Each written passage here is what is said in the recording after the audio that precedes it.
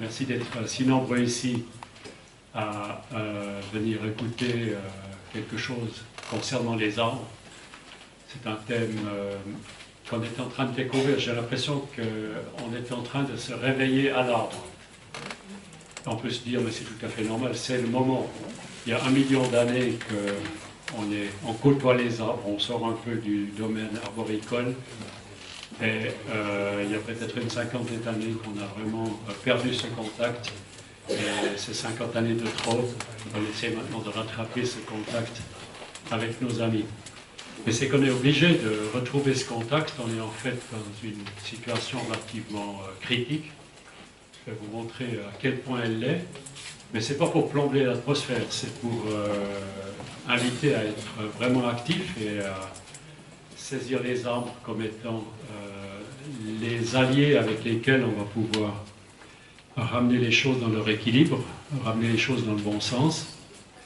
Et c'est sous cette forme, ou bien dans cette idée que j'ai choisi ce titre, Agir avec l'aide des arbres. C'est quelque chose comme un nouveau triple A, c'est même un quadruple A, parce qu'il y a encore le A de avec.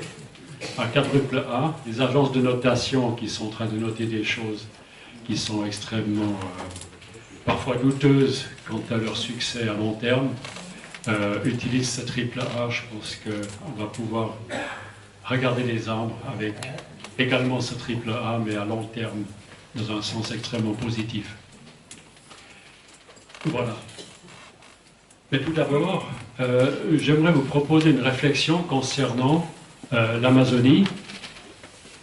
Ici, vous avez la vue d'un arbre qui sort vraiment du contexte forestier. C'est un arbre géant parmi des arbres qui sont déjà très grands.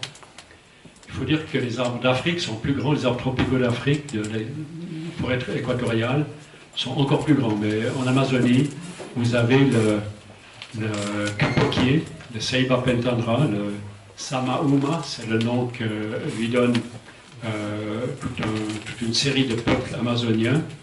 Cet arbre est leur arbre sacré. Et c'est pas un hasard que ces peuples aient gardé un arbre sacré, quand d'un autre côté on considère qu'est-ce qu'ils ont réussi à faire.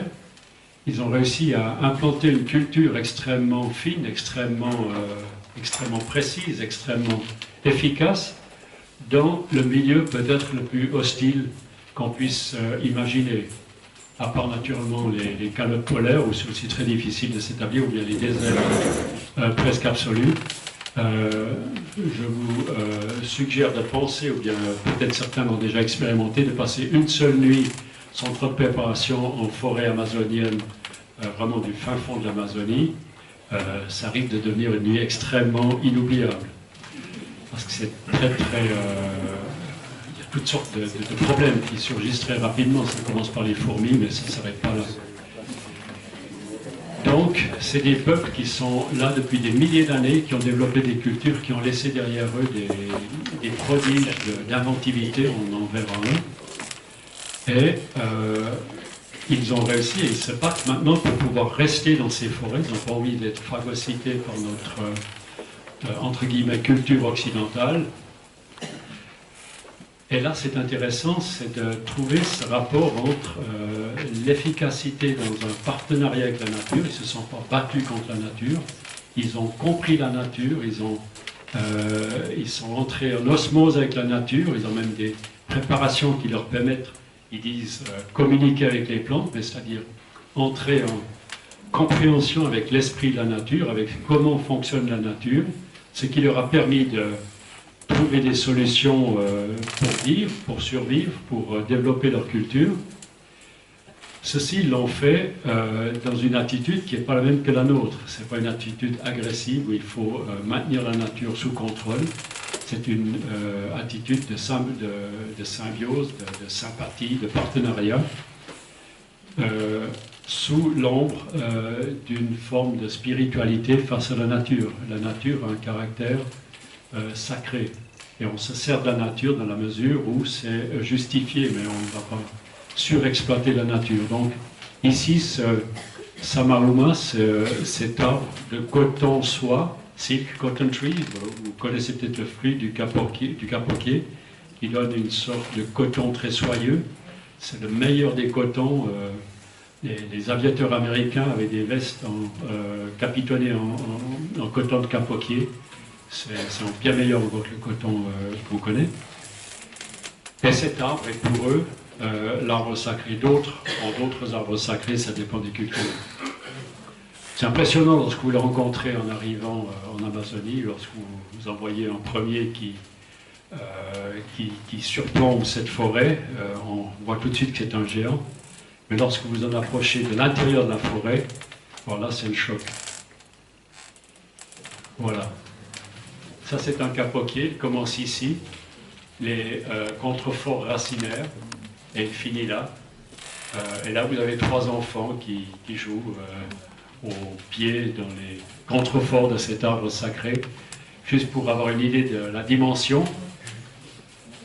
Et c'est un arbre impressionnant qui est même utile dans conditions extrêmement difficiles. Si quelqu'un a perdu son chemin, vous avez peut-être passé une nuit un peu difficile, mais vous avez réussi à traverser cette nuit, mais vous êtes perdu. Qu'est-ce que vous faites? Vous cherchez le capoquier le plus proche, vous approchez de lui et vous allez taper contre la racine et ça va faire un son absolument fabuleux. Et vous avez, avec ce coup de poing contre le contrefort, vous avez la possibilité de vous faire entendre à des kilomètres de distance. On va venir vous chercher exactement là d'où vient le son. Voilà pour le capoquier, pour l'attitude face à la nature qui permet de traverser les conditions les plus difficiles. Juste, c'est plus qu'un symbole. On va avoir des conditions difficiles, tout le monde le pressent, tout le monde s'en rend compte que ça va. C'est en train de devenir difficile avec ces dérèglements climatiques, avec ce temps qui se perturbe, pour les plantes aussi. Mais cette dimension est vraiment importante. Alors, qu'est-ce qui se passe actuellement? On a des crises sous toutes les formes. On en entend beaucoup parler, mais il faut les mettre à leur bonne place, il faut bien les comprendre, mais aussi ne pas se laisser abattre par ce qui se passe. Ici, c'est une représentation de toutes les tendances qui forment la trame du roman de Dan Brown. C'est pas le dernier, mais c'est un des romans qui a vraiment eu beaucoup d'impact. Et le titre de ce roman parle déjà pour lui-même, c'est Inferno, l'enfer. Et la trame de ce roman, c'est ce qui se passe simplement. C'est une publication qui est sortie en 2008, qui arrête à 2000 toutes les tendances qu'on connaît depuis que la science a commencé à mesurer les choses. Température de la surface de l'hémisphère nord, concentration de CO2, perte de forêt tropicale, ça c'est les forêts tropicales, c'est la courbe verte là, qui augmente, qui finit en asymptote. Température, là ça a changé, il y a eu des différences. 1850, là il faisait relativement froid, mais maintenant ça prend l'ascenseur. Concentration de CO2, c'est la bleue, là ça n'a pas arrêté d'augmenter depuis la fin de l'ère industrielle. Et ça a continué, c'est l'utilisation, consommation de papier, extinction d'espèces, c'est la deuxième courbe verte, c'est celle-ci. L'extinction d'espèces, ça c'est vraiment ce qui est grave parce que c'est irréversible. Et un peu plus du côté de la technologie, le nombre de véhicules à moteur, on sait à peu près depuis 1900 combien il y a de véhicules à moteur sur Terre. Ça se compte par milliards maintenant, c'est la courbe noire là, qui est tout autant en train de rattraper les autres, et ainsi de suite.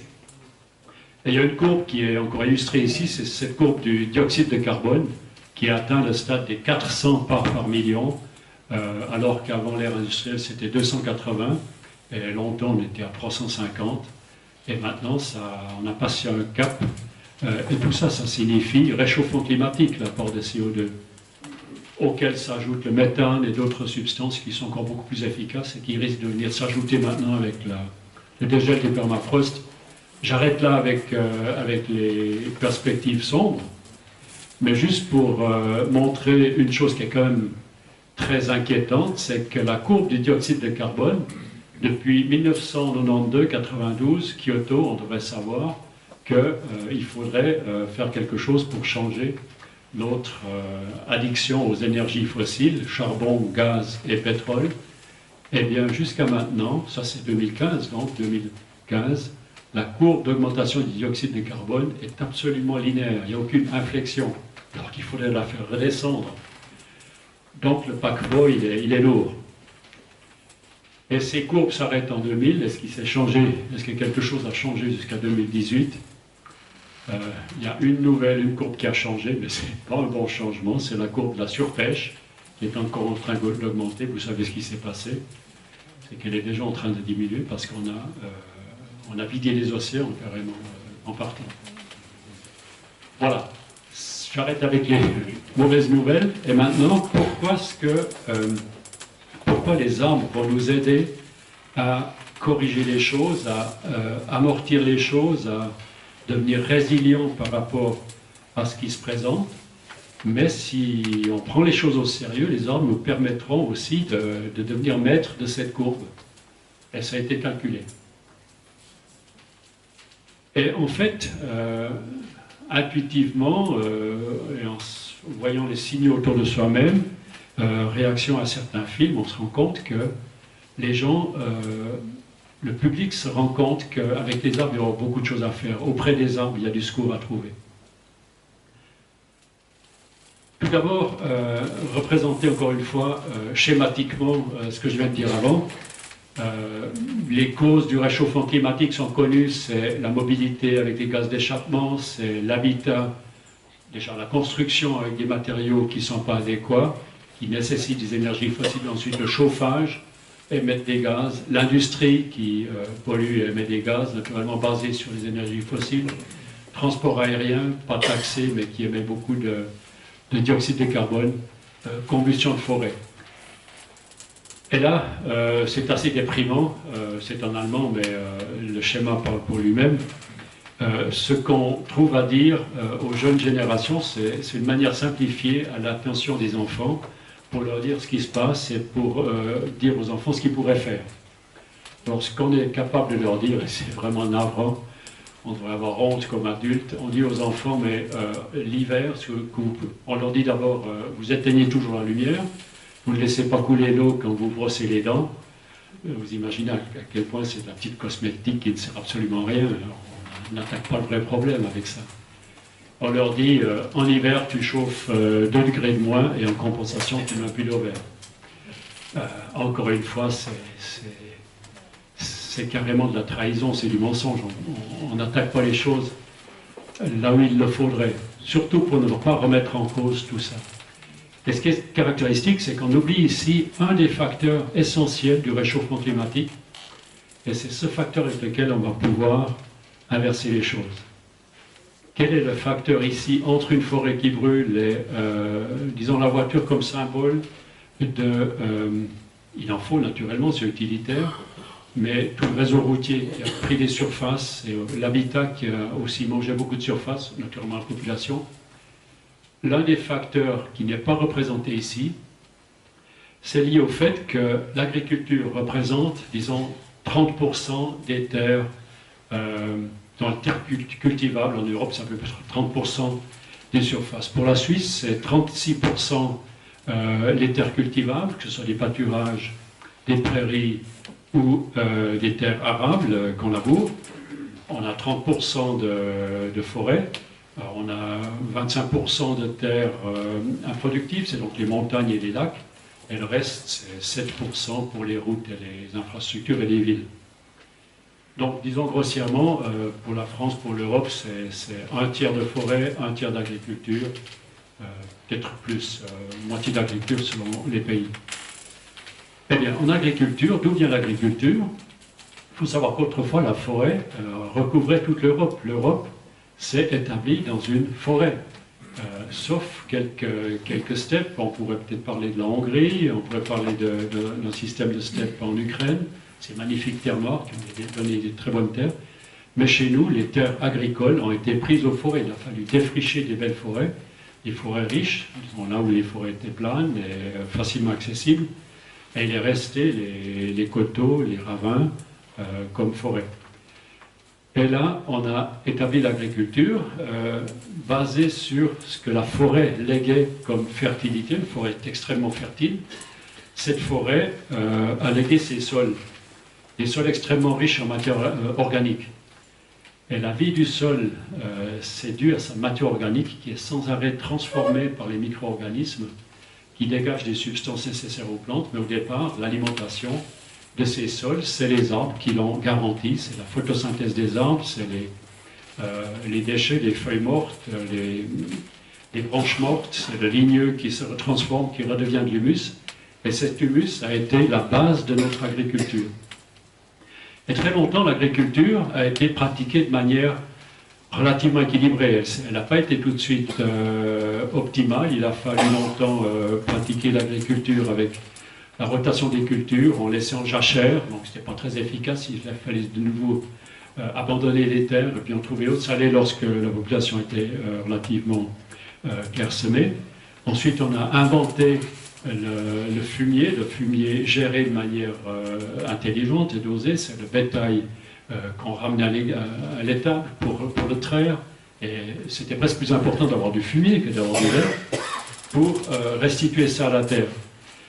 Donc, ces terres anciennement forestières devenues agricoles, dans cette agriculture traditionnelle équilibrée, et les Celtes ont été très importants dans la mise en place de cette agriculture, a perduré pour, disons, presque pendant 2000 ans. C'est vraiment depuis moins 500 jusqu'à la fin du Moyen-Âge, jusqu'à l'ère industrielle.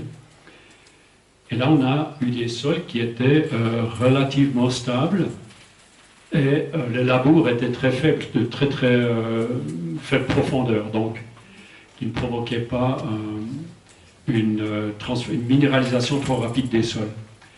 Ensuite, il y a eu le grand changement, c'est le passage de l'agriculture traditionnelle à l'agriculture intensive à base d'engrais de synthèse, 0 g de carbone des engrais de synthèse, alors que dans le lisier, dans le fumier, dans le purin, on avait de la matière organique en plus de l'azote.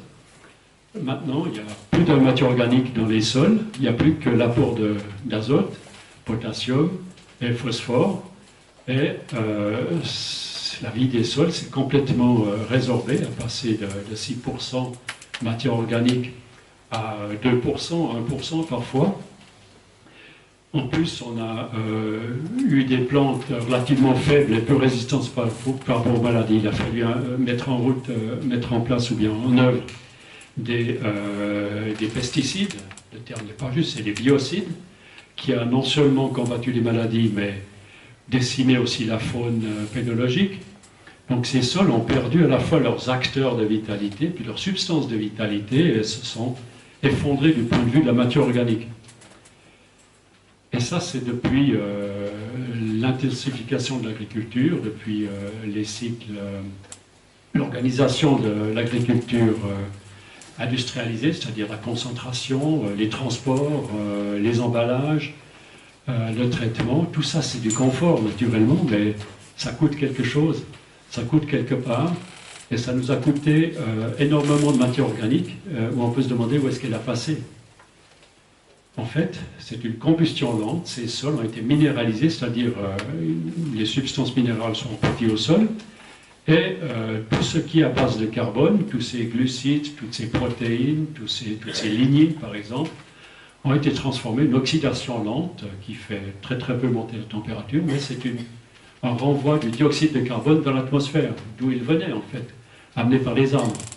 Donc tout ce stock de fertilité issu des forêts qu'on a maintenu longtemps, on l'a surexploité, c'est comme la surpêche. Maintenant on a des sols qui sont sous-représentés en matière organique, et tout ça c'est reparti dans l'atmosphère pour enrichir l'atmosphère de CO2. Et on estime, ça dépend où on met les limites, mais l'agriculture intensive moderne, l'industrie agroalimentaire, disons, c'est quelque chose entre 15 et 25% du réchauffement climatique, ça dépend comment on calcule tout ça, mais c'est un très grand acteur aussi de réchauffement climatique. Et on oublie de le mentionner ici, et si on se rend compte de ça, on a immédiatement des solutions beaucoup plus faciles à mettre en œuvre que les solutions qui devraient s'attaquer à la mobilité. La voiture, elle est là, on en a besoin. L'habitat, on va avoir nos habitations pour quelques années encore. On peut les améliorer, on peut les isoler, mais en général, ça se change en transformant. L'industrie, elle est aussi établie, moyennement flexible.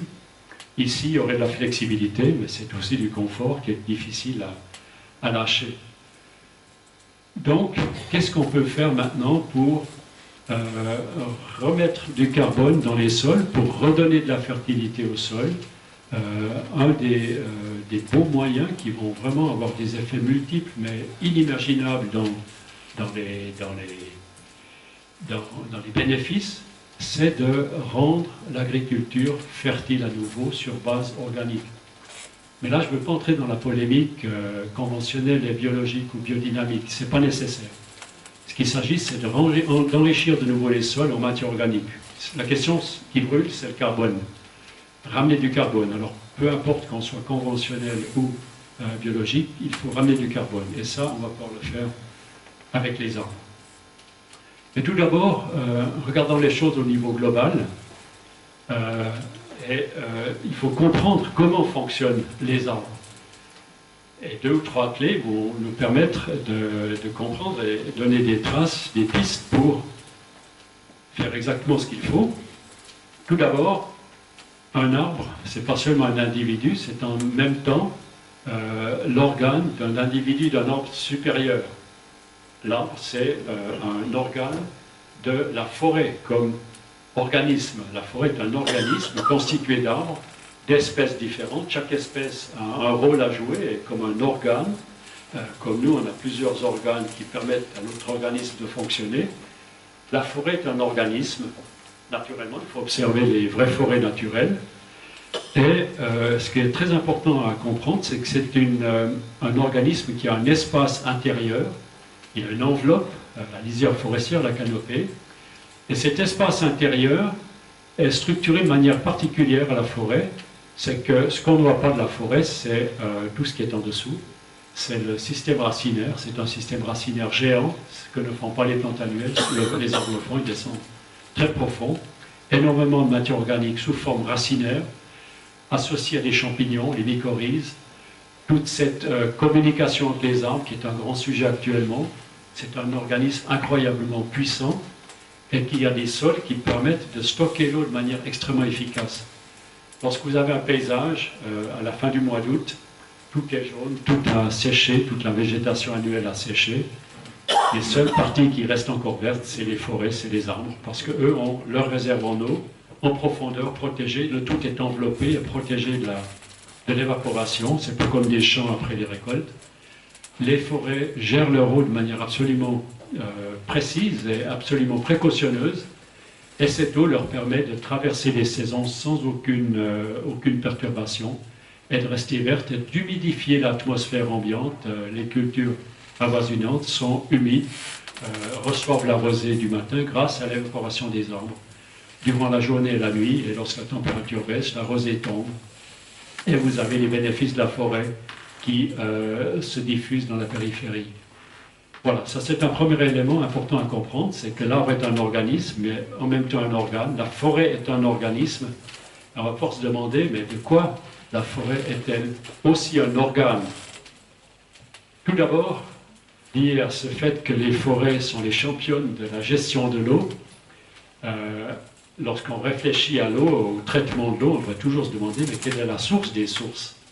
Il ne faut pas seulement penser à l'eau en termes de purification de l'eau, gérer des eaux polluées, c'est un peu ce à quoi se limite la technologie. Mais il faut se demander, mais d'où vient l'eau en fait? Est-ce qu'on ne pourrait pas gérer l'eau de manière différente pour qu'elle ne soit jamais polluée?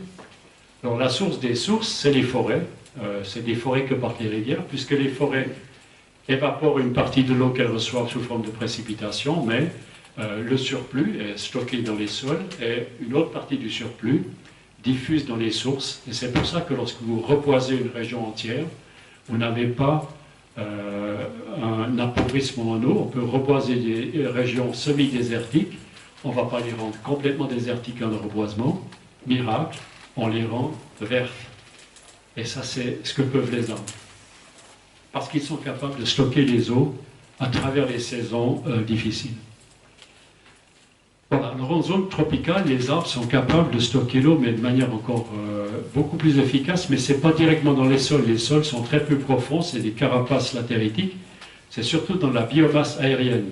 Les forêts sont très denses, très riches en végétation, c'est inextricable lorsqu'elles sont ouvertes, sinon tout est concentré dans la canopée, et dessous on peut aussi marcher lorsqu'il y a des forêts primaires. Et ici vous avez des grandes masses d'eau qui sont stockées. Et longtemps on a cru que dans les tropiques on a des forêts de ce genre-là, parce qu'il y fait chaud, c'est clair que sous les tropiques il fait chaud, et il y fait humide. Alors c'est bon pour les plantes, c'est bon pour les arbres, et les arbres ils vont bien pouvoir pousser. Et maintenant, on vient de réaliser, grâce aux derniers travaux de climatologistes, de physiciens, de géophysiciens russes, on vient de comprendre que c'est exactement le contraire. Ce n'est pas parce que les tropiques sont chauds et humides que les arbres y poussent bien, c'est exactement le contraire, c'est si les tropiques sont chauds, ça de toute façon, quand le soleil tape à angle droit, et sont humides, c'est parce qu'il y pousse des arbres. Les arbres sont à l'origine de l'humidité des tropiques. Et maintenant, on comprend la Terre différemment. Vous avez ici la forêt équatoriale toujours humide, toujours verte, le bassin du Congo, le bassin de l'Amazonie. Et ici, au nord, à l'intérieur des deux lignes tropicales, des tropiques, vous avez le Sahara, vous avez l'Amérique centrale, sud de l'Amérique des États-Unis, ou bien au sud les déserts de l'Atacama, ou bien du Kalahari, de la Namibie. Vous avez des zones désertiques où l'impact solaire est déjà pas mal, qui permet d'avoir des déserts, bien qui a abouti à des déserts. Et si maintenant vous observez la Terre où l'impact est maximal, c'est exactement le long de la ligne de l'équateur. Et là maintenant, on peut comprendre la Terre comme organisme. Qu'est-ce qu'elle s'est mise autour de sa ceinture pour se protéger? Elle s'est mise la forêt tropicale. Et là, il n'y a pas de désert. Donc là, vous avez vraiment la forêt est un organe de l'organisme Terre. Et cette forêt joue un rôle protecteur, on va voir comment. De même que la forêt boréale, qui est de l'autre, plus au nord et plus au sud, a aussi un rôle. Là-bas, c'est des sols beaucoup plus profonds qui sont probablement un rôle d'équilibrage du climat, parce que beaucoup de chaleur peut être emmagasinée dans les sols, alors que dans les tropiques, toute l'eau est emmagasinée dans la matière organique vivante, mais les sols ne stockent pas grand-chose. Ici, la fonction essentielle, c'est la protection de la Terre, c'est un manteau vert pour l'endroit où le soleil tape le plus. Encore concernant cette zone intertropicale ou cette zone équatoriale, si vous prenez l'Amazonie, c'est là où vous avez la diversité maximale. On peut l'exprimer en nombre d'animaux vertébrés, espèces vertébrales, on appelle ça les tétrapodes, y compris les reptiles, par exemple les batraciens. Là, vous avez dans le bassin amazonien l'endroit où vous avez la plus grande concentration d'animaux, d'espèces animales. L'Afrique aussi, les zones de savane, mais surtout les zones équatoriales. Et l'autre carte, c'est les zones de concentration de biodiversité de plantes, d'espèces de plantes. Et là, vous avez le sud de la Chine, l'Asie du Sud-Est, et surtout, de nouveau, les contreforts des Andes, le fond de l'Amazonie, comme endroit. L'Amazonie péruvienne, c'est un hotspot de biodiversité végétale. Donc en même temps, les animaux et les végétaux sont tous concentrés là-bas. Et cette Amazonie est très bien habitée, très bien occupée, aussi par les populations humaines, mais elle est en train de jouer un rôle essentiel qu'on a trop longtemps ignoré et qu'on vient de découvrir. C'est ce rôle-là. Donc ici, je représente l'Amazonie avec la chaîne des Andes. Et la forêt amazonienne est ici, juste sous l'équateur, absorbe l'énergie solaire qui a un impact maximal, transforme à ses réserves en eau dans ses sols, utilise son eau pour transformer l'énergie solaire en faire la photosynthèse et transformer ça en biomasse. Elle transforme l'énergie solaire en énergie chimique, la biomasse, en faisant de l'évaporation, création de nuages, et cette transformation d'énergie solaire en énergie de biomasse, en biomasse, c'est une manière d'annuler cette énergie solaire. Il faut 600 calories pour, non, je ne vais pas dire un chiffre approximatif, il faut une très grande quantité d'énergie pour faire évaporer une petite quantité d'eau. Et c'est ce que fait la forêt pour rafraîchir cette région-là. Si vous étiez entièrement sous l'impact solaire, vous seriez à 50-60 degrés sans problème. Et là-bas, c'est des forêts relativement fraîches, extrêmement fertiles. Ça crée donc des nuages. Et en même temps, les forêts, aussi découvertes récentes, provoquent la précipitation. Elles envoient des microparticules, des particules chimiques qui se reforment en haute altitude, des grains de pollen et des microparticules organiques qui vont constituer des noyaux de condensation pour les pluies. Tout d'abord, c'est des flocons de neige ou de glace qui se transforment ensuite en gouttes de pluie. Et ces pluies sont aussi provoquées par les forêts. Là où il n'y a pas de forêt, les nuages peuvent passer, mais il y aura moins de pluie. Et là, vous avez ce cycle qui va se répéter plusieurs fois. 5 ou 6 fois, vous avez évapotranspiration, précipitation. Les précipitations sont un peu plus rapides que l'évapotranspiration. Ça va avoir un effet aspirant, découverte aussi de ces chercheurs russes. Ça va aspirer les masses d'air déjà un peu humides de l'Atlantique, mais où il pleut moins. Et au-dessus des forêts, ces masses d'air vont s'enrichir de ce que produit la forêt et les précipitations vont se mettre en route. Et ça se répète plusieurs fois avec ces courants aériens jusqu'au contrefort des Andes. Et là, vous avez un rideau qui oblige une divergence contre le nord de ces masses d'air chaudes et humides et contre le sud. Et le climat nord-américain est beaucoup plus clément, beaucoup plus chaud et humide qu'il ne le serait autrement s'il n'y avait pas ces masses d'air qui étaient déviées contre le nord et contre le sud. L'Argentine en profite aussi. Et certains scientifiques supposent même que le Gulf Stream, c'est donc un climat océanique de l'Atlantique, est aussi alimenté par cet apport d'air chaud et humide où il y a des précipitations et cette chaleur qui se dépose et qui transforme l'état calorique de l'océan au niveau du golfe du Mexique. Donc, la Scandinavie, l'Écosse, la Bretagne profitent du travail de l'Amazonie. Et c'est pour ça qu'on peut parler de l'Amazonie comme d'un cœur climatique de la Terre. Elle met en route ce cœur climatique. Si vous arrêtez l'Amazonie, si vous supprimez l'Amazonie, vous avez dramatiquement, très rapidement un désert. Une petite information, c'est qu'une forêt tropicale humide, comme je l'ai montré avant, ne brûle pas. C'est très difficile.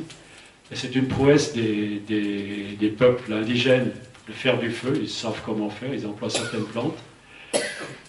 Et le problème, c'est lorsque vous faites des ouvertures trop fortes dans ces forêts, vous allez avoir un reste de forêt qui reste encore debout, qui pour la première fois est exposé au plein soleil, alors qu'avant c'était un peuplement fermé. Et cette forêt commence à se dessécher à cause de cette irradiation vers laquelle elle n'est pas préparée. Et ces premières plantes tropicales forestières qui n'ont jamais séché et commencent à sécher sont combustibles. Donc vous avez comme un phénomène de cancer, ça peut ronger la forêt progressivement. Donc l'alarme est vraiment sérieuse. Voilà, ça c'est les problèmes urgents. C'est le dernier sur lequel je m'appesantis, mais c'est avec les arbres qu'on va pouvoir travailler là-dessus. Donc la première urgence, c'est stopper la déforestation dans ces zones tropicales. On pourra réfléchir pourquoi, comment. Peut-être dans la discussion après, mais il faut absolument un moratoire pour la destruction de ces forêts. Il faut que ces forêts fonctionnent selon leur fonction organique pour la Terre tout entière, dans l'intérêt de tous, et arrêter cette croissance permanente de déforestation au niveau du Brésil. Les peuples s'en rendent compte, mais les responsables ont l'air d'être inconscients par rapport à ce danger. Et on a des possibilités. Ici, on est en contact avec les populations de ces forêts. On a en ce moment une visite. Encore hier, j'ai eu un contact avec des chefs de ces peuples qui vivent encore dans ces forêts, qu'on leur ronge progressivement pour les pâturages, pour du soja, pour de l'élevage. On les chasse carrément de leurs terres. Mais ils sont restés dans leur forêt, ils veulent maintenir leur culture, ils ne refusent pas le contact, ils sont venus chez nous pour trouver des alliances. Et ce qu'ils aimeraient faire, et c'est assez élégant, ils aimeraient reboiser ce qu'on leur a détruit. Ils ne veulent pas mettre des barrières autour de ce qu'il leur reste, Ils veulent reboiser ce qui leur appartient déjà en fait, mais ce qui est envahi par des populations déjà dramatiquement pauvres naturellement, mais aussi des grands propriétaires qui envoient déboiser. Et ça, c'est une première action, c'est remettre des arbres pour inverser une tendance. Reboiser, c'est un grand terme qui va devenir très important. C'est, par exemple, la grande muraille verte, ce serait mieux de la mentionner, de la nommer la grande ceinture verte. C'est remettre des arbres, et ça, c'est un projet existant.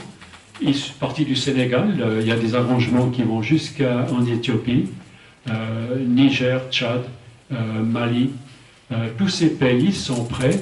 Et ça avait été relativement freiné par les problèmes de terrorisme. Mais en même temps, on se rend compte qu'un tel projet de reboisement peut devenir quelque chose comme une action au niveau mondial, au niveau de l'ONU ou de la FAO.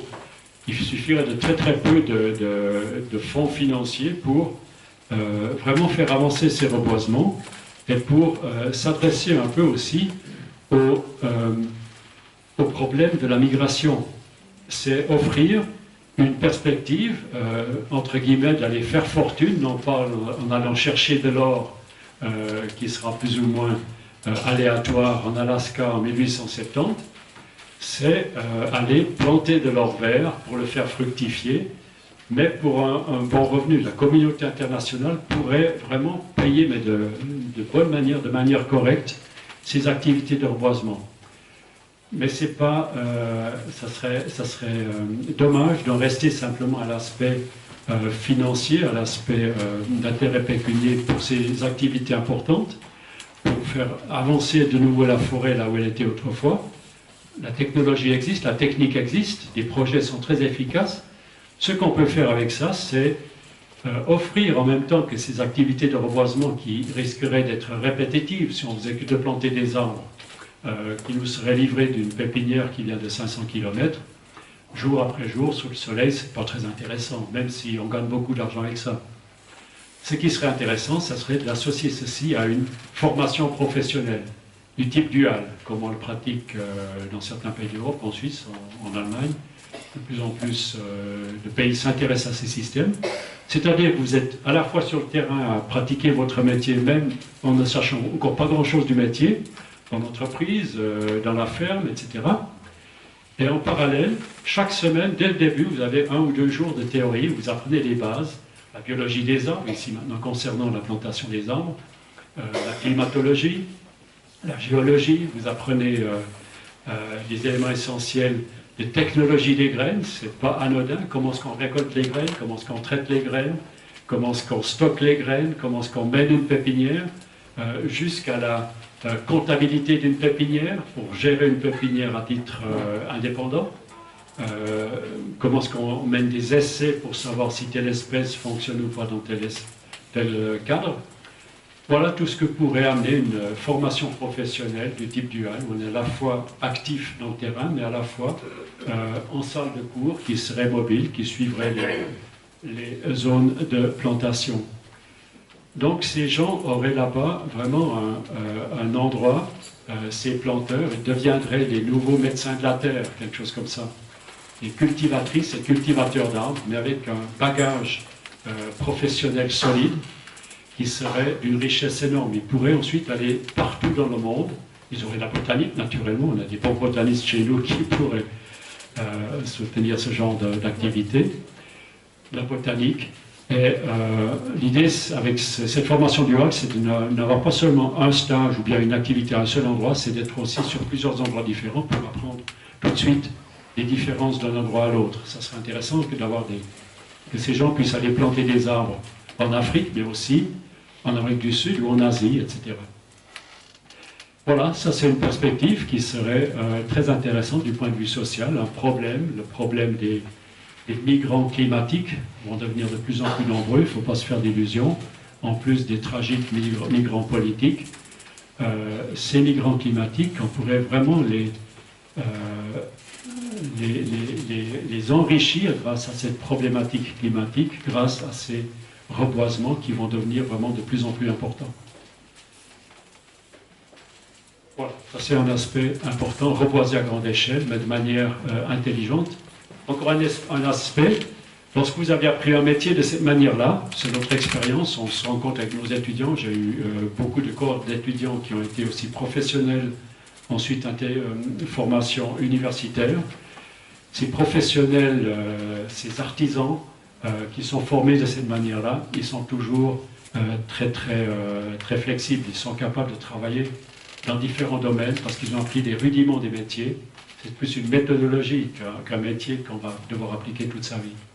Donc vous amenez beaucoup de choses dans le paysage professionnel et dans l'économie. Ce sera une manière de réorienter l'économie dans le sens d'une économie verte avec ces professionnels qu'on pourrait former là.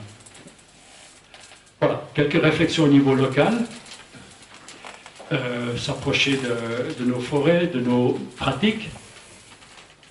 La première chose, on ne va pas quitter cette problématique du réchauffement climatique, comment ramener ces 400 parts par million à 300 parts par million pour non seulement complémenter ou bien équilibrer ce qu'on émet encore, on se donne un peu de temps pour se réorienter, mais aussi ramener du dioxyde de carbone dans les sols. C'est par exemple la magnifique proposition qu'avait fait le ministre de l'Agriculture français lors de la COP21, ce célèbre 4 pour 1000. Certains d'entre vous ont certainement été très intéressés à ça. L'idée, c'est d'encourager chaque agriculteur, indépendamment d'où il part. Est-ce que c'est un agriculteur qui a hérité de sols déjà complètement ruinés par ces méthodes récentes, ou bien c'est un agriculteur qui est déjà très avancé dans la permaculture, par exemple, où les sols sont devenus ou bien restés très riches. À chacun, on demande simplement d'ajouter chaque année 4 pour 1000 de ce qu'il a actuellement comme matière organique. Alors celui qui en a très peu ne peut pas tout de suite en mettre une masse énorme, mais peut faire cet effort dans le même sens que ceux qui ont déjà beaucoup, où ils vont en ajouter un petit peu plus. La question, c'est comment est-ce qu'on remet de la matière organique dans les sols. Là, on sait faire.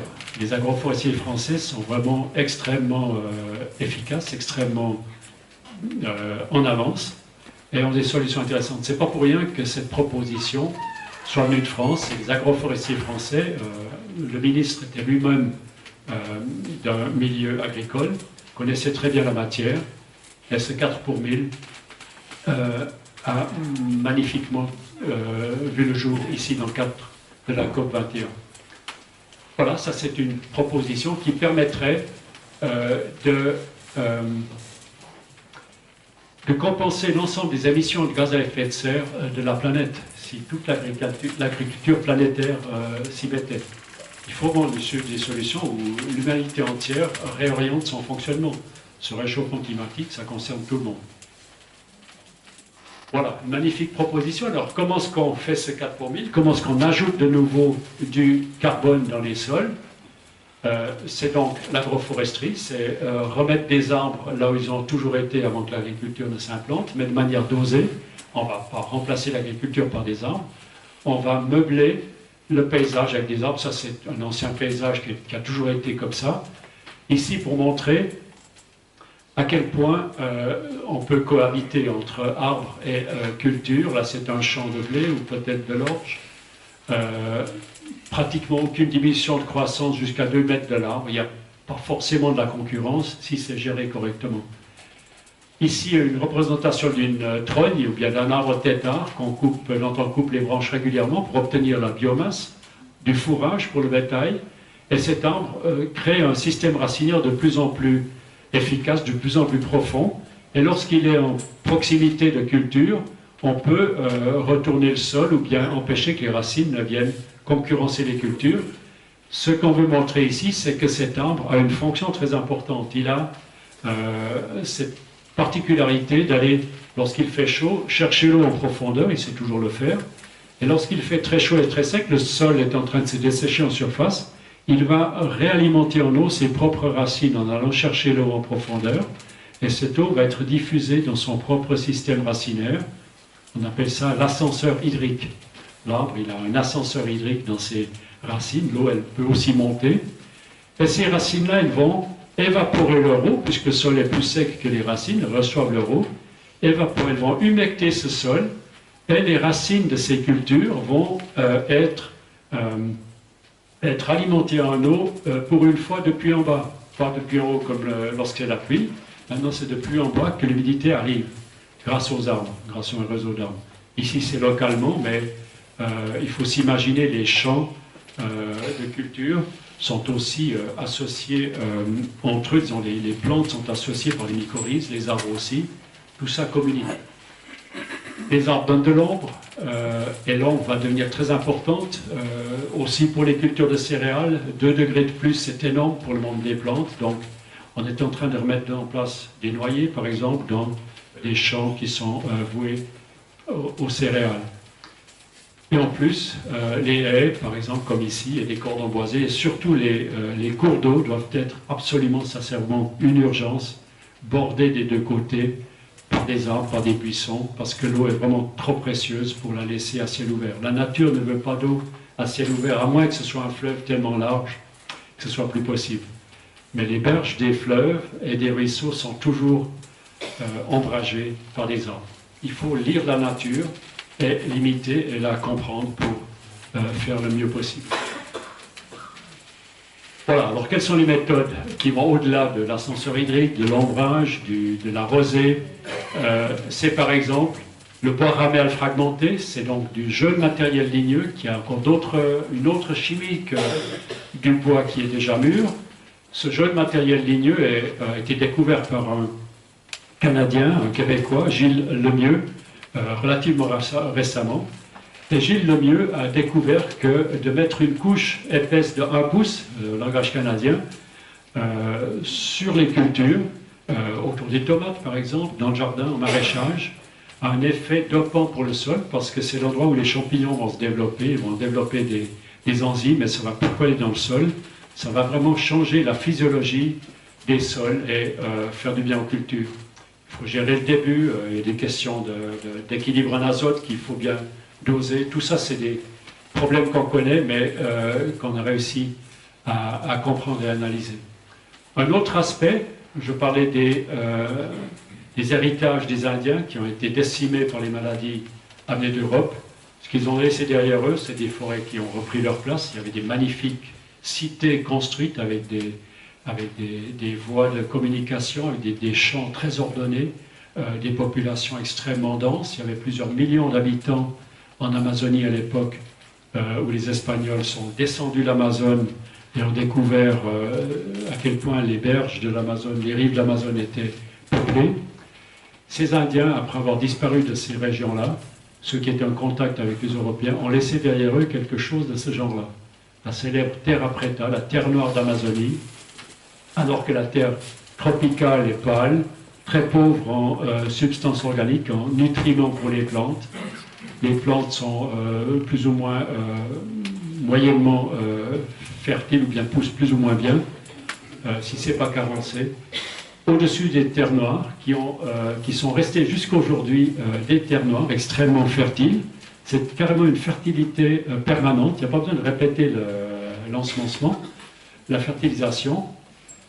C'est une méthode que les Indiens avaient mise au point à base de charbon de bois, à base de restes de nourriture, ce avec quoi on ferait du compost chez nous, des excréments humains très probablement, et toujours retrouvé dans ces terres noires, on a toujours retrouvé des tessons de poterie. Donc probablement qu'ils remplissaient des poteries pour provoquer une forme de fermentation de ce mélange de charbon de bois et de restes et d'excréments, peut-être alimenté par certaines cultures bactériennes. En médecine, en agriculture ayurvédique, on met du yaourt pour provoquer une fermentation de ce genre de fumier amélioré. Donc, la terra preta, c'est vraiment une invention absolument étonnante. Et là, on a des horizons qui vont jusqu'à 1,50 m de profondeur. Et on peut bien imaginer que les Indiens n'ont jamais labouré ces sols à une profondeur pareille. Ils avaient juste appliqué, comme on peut le faire dans ces conditions, un horizon de terre noire. Et là, il y a quelque chose qu'on soupçonne comme étant un effet autofertilisant. Il y a cette terre noire qui migre progressivement plus en profondeur, comme un ensemencement du sol, d'une nouvelle microbiologie. Et voilà, et la culture sur ces terres est d'une richesse et d'une fertilité incroyable jusqu'à aujourd'hui. Et on a reconnu cette prestation, cette invention. On a essayé de la comprendre et les Allemands ont réussi à retrouver vraiment la formule de la fabrication. Certains Indiens l'avaient encore gardé, les Kayapo, je crois. Et on a développé maintenant la solution à base de charbon de bois. Donc, comment fabriquer du charbon. Certains fourneaux ont été développés au Canada, en Amérique du Nord. Et maintenant, on fait même du charbon de bois, pas seulement avec du bois, mais avec des plantes annuelles. Ça peut être des restes de maïs, ça peut être des plantes annuelles diverses. Il y a des fourneaux qui fournissent de la chaleur pour la cuisson, par exemple, mais qui laissent derrière elles, pas seulement de la cendre, qui parfois est même un problème, mais pas tellement intéressant pour le compost, souvent il y en a trop. C'est du charbon de bois, c'est pas juste combustion jusqu'au niveau de la cendre, c'est une combustion incomplète qui donne déjà la chaleur nécessaire. C'est ces nouveaux fourneaux relativement simples, relativement faciles à faire soi-même aussi, qui permettent de faire du charbon de bois dans n'importe quel jardin. Et avec ça, on peut faire de la terra preta pratiquement partout maintenant. Voilà les nouvelles solutions, les nouvelles technologies, les nouvelles biotechnologies que la permaculture, l'agroforesterie est en train de mettre en place pour réenrichir les sols. Donc lorsqu'on parle de charbon de bois, c'est une présence de carbone définitive. Le charbon de bois ne se décompose plus, mais il est chargé par du jus de compost, par exemple, par du thé de compost, la tisane de compost, ou par ces fermentations à base de compost. C'est comme des piles de croissance. Mais le charbon de bois, cette structure de carbone, est indestructible. Les archéologues le savent bien, alors que les os et les restes humains sont souvent complètement, complètement détruits par les années. Il reste encore des éléments de charbon de bois. Par exemple, au pied des menhirs, on trouve encore du charbon de bois qui a été utilisé à l'époque. Voilà les solutions à base d'arbres. Maintenant, lorsqu'on parle d'arbres, de forêt, ici on est très bien doté, c'est des très beaux paysages, surtout maintenant c'est très vert, mais il peut y avoir des années où ça devient très difficile, il faut savoir comment gérer les forêts pour qu'elles gardent leur eau. Donc ce que j'avais dit avant, cette forêt ici, cette image vue depuis un champ, cette forêt, elle aime bien s'envelopper, comme ça, fermer sa lisière. La lisière normalement n'est jamais ouverte, comme ça la forêt ne laisse pas entrer directement l'air, les intempéries, le soleil. Elle ferme, elle utilise cette lumière solaire pour faire de la photosynthèse, elle se couvre de verre partout. Ici aussi, une lisière forestière, bien plus d'abord celle-ci, richesse en espèces, beaucoup d'arbres et d'arbustes qui ne sont pas à l'intérieur de la forêt, par exemple les merisiers, ou les aubépines, ou les pruneliers, vous n'avez pas au centre de la forêt, c'est toujours en bordure de forêt, il y a beaucoup de lumière, beaucoup d'énergie solaire, et c'est là que s'installe la vie des oiseaux, les insectes, c'est là qu'il y a la biodiversité. Et il y a aussi des phénomènes intéressants à observer. Là, c'est une lisière forestière, la grande image, à côté d'un pâturage. Et là, il y a une ligne où quelque chose s'est passé. À quoi correspond cette ligne? Pardon? Exactement. Quels animaux? Exactement, c'est le bétail. Ici, c'était en Suisse, c'est les vaches. Ici, c'est à 1,50 m, 2 mètres, il n'y a plus rien. Tout a été pris. Mais pourquoi les vaches font-elles ça? C'est bien moins fatigant de manger l'herbe. Il y en avait beaucoup, il y en a toujours eu beaucoup. Mais malgré qu'il y ait de l'herbe à portée de museau, même sans se lever, elles vont manger le feuillage des arbres. Pourquoi les vaches font-elles ça?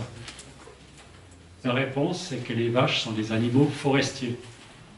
La vache est un animal forestier, des clairières forestières.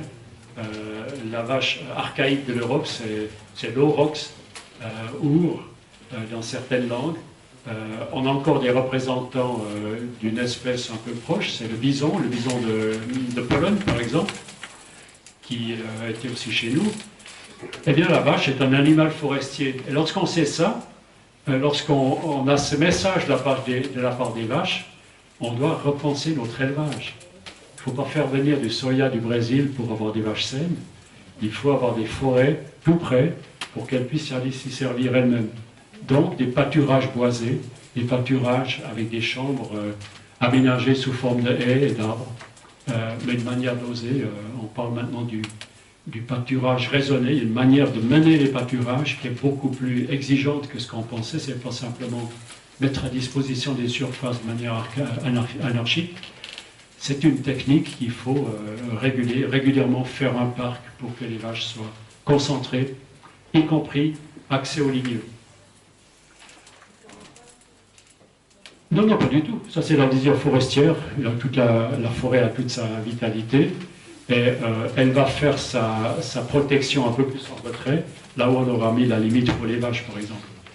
Et ce qu'on peut faire, c'est récolter sur les haies, sur les plantes, sur les trognes, comme on a vu avant, et amener ça aux vaches, surtout en hiver. C'est très précieux. On peut faire sécher, on faisait autrefois, sécher le fourrage ligneux. On faisait du fourrage à base de frêne, d'orme. C'est vraiment de la médecine pour le bétail. Et vous amenez ça comme complément. Un vétérinaire américain, il était médecin mais aussi vétérinaire, a décrit sa découverte. Le fourrage ligneux, disons ses feuilles, par rapport aux champs, aux prairies grasses, c'est très acide, alors que les prairies grasses, c'est très basique, c'est très riche en protéines, c'est trop riche en protéines, c'est d'un caractère basique, alors que la richesse en protéines des feuilles d'arbres, en général, est relativement limitée, certaines en ont, mais c'est beaucoup plus acide comme aliment. Et c'est comme de manger de la salade, lorsque j'ajoute un peu de vinaigre, c'est beaucoup plus comestible. Et c'est la même chose pour cette alimentation équilibrée. Vous leur donnez accès à ceci, elle ramène un peu d'acidité et surtout des tanins. Ici, les producteurs de vin savent quelle est l'importance des tanins pour la santé. La richesse du vin rouge, c'est aussi les tanins, les polyphénols sont là-dedans. Et la production laitière est meilleure lorsqu'on ajoute des tanins de châtaignier, par exemple. Non seulement la quantité, mais la part de protéines. Toute la physiologie de la vache est transformée. Donc voilà ce que vous pouvez faire avec l'élevage grâce aux arbres.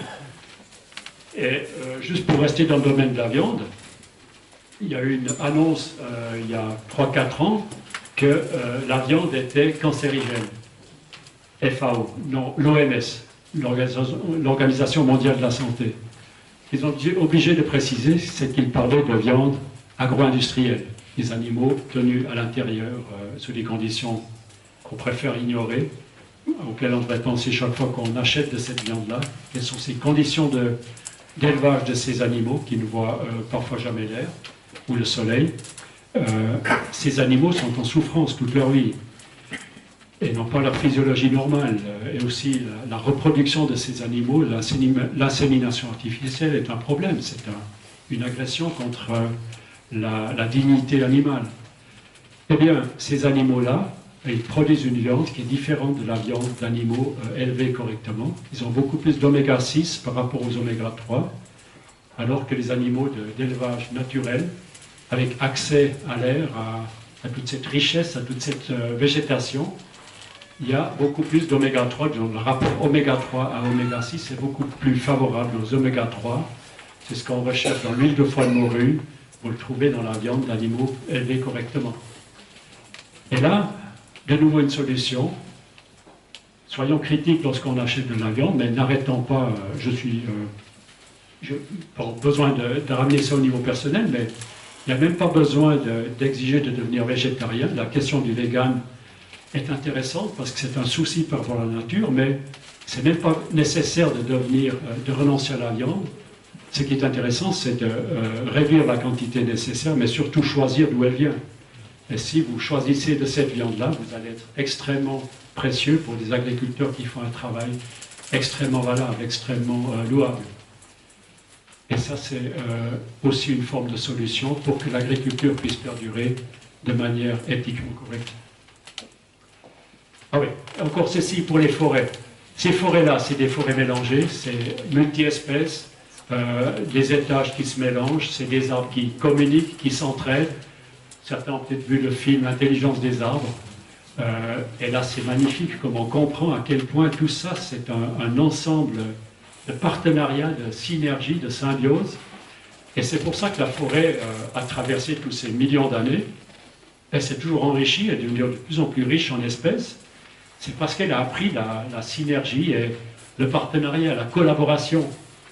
Et qu'est-ce que fait l'homme moderne? Beaucoup trop souvent, ces forêts, ça dérange parce que c'est trop compliqué, ça donne à réfléchir. On rase ces forêts et on les remplace par des plantations. Et ce n'est pas n'importe quelle plantation, c'est une seule espèce, s'il vous plaît. Deux, ça serait déjà trop compliqué. Donc c'est des épicéas, c'est du Douglas, mais en surface qui n'arrête pas. Et ces arbres ont tous le même âge au moment de la plantation, et ont tous leurs racines au même niveau, se battent pour la même eau au même moment, pour les mêmes sels minéraux. Les couronnes sont au même niveau, se battent pour la même lumière. C'est uniquement, dès le début, une situation de concurrence et de jouer les coudes et d'exacerber l'égoïsme, en fait, si on met des termes humains là-dessus.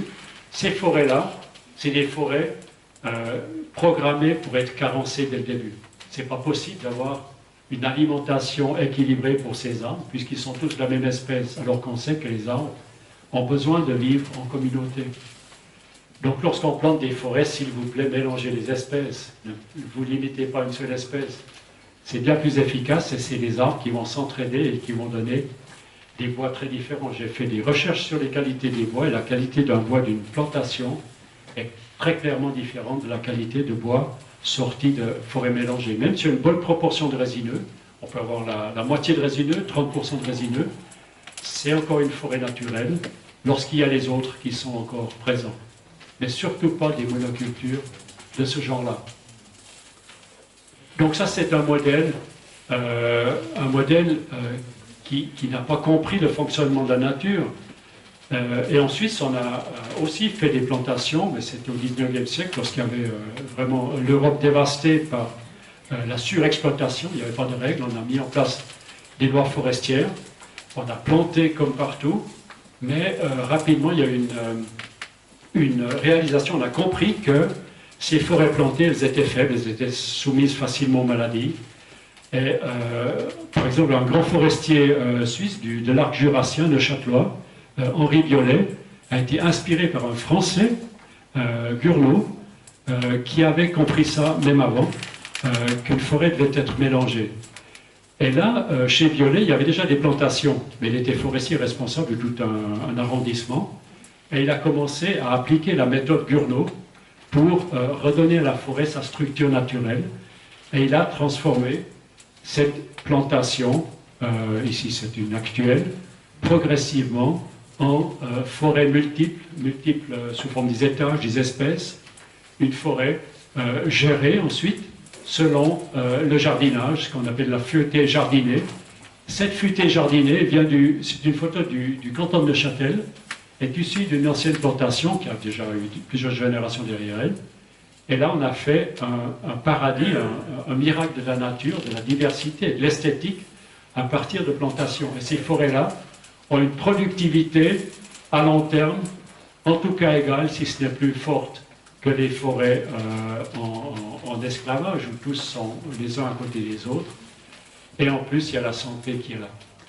Et par exemple, il y a des qualités de bois qu'on trouve dans ces forêts qui permettent de construire des instruments de musique. Le bois de résonance, c'est le top niveau du bois, c'est la plus haute qualité de bois, le plus haut niveau de valeur ajoutée pour le bois.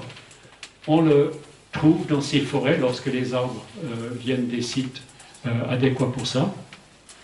Et jamais on ne trouve du bois de résonance dans des plantations. Où que vous soyez, vous pouvez chercher partout, jamais vous ne trouverez des bois qui ont ces qualités-là.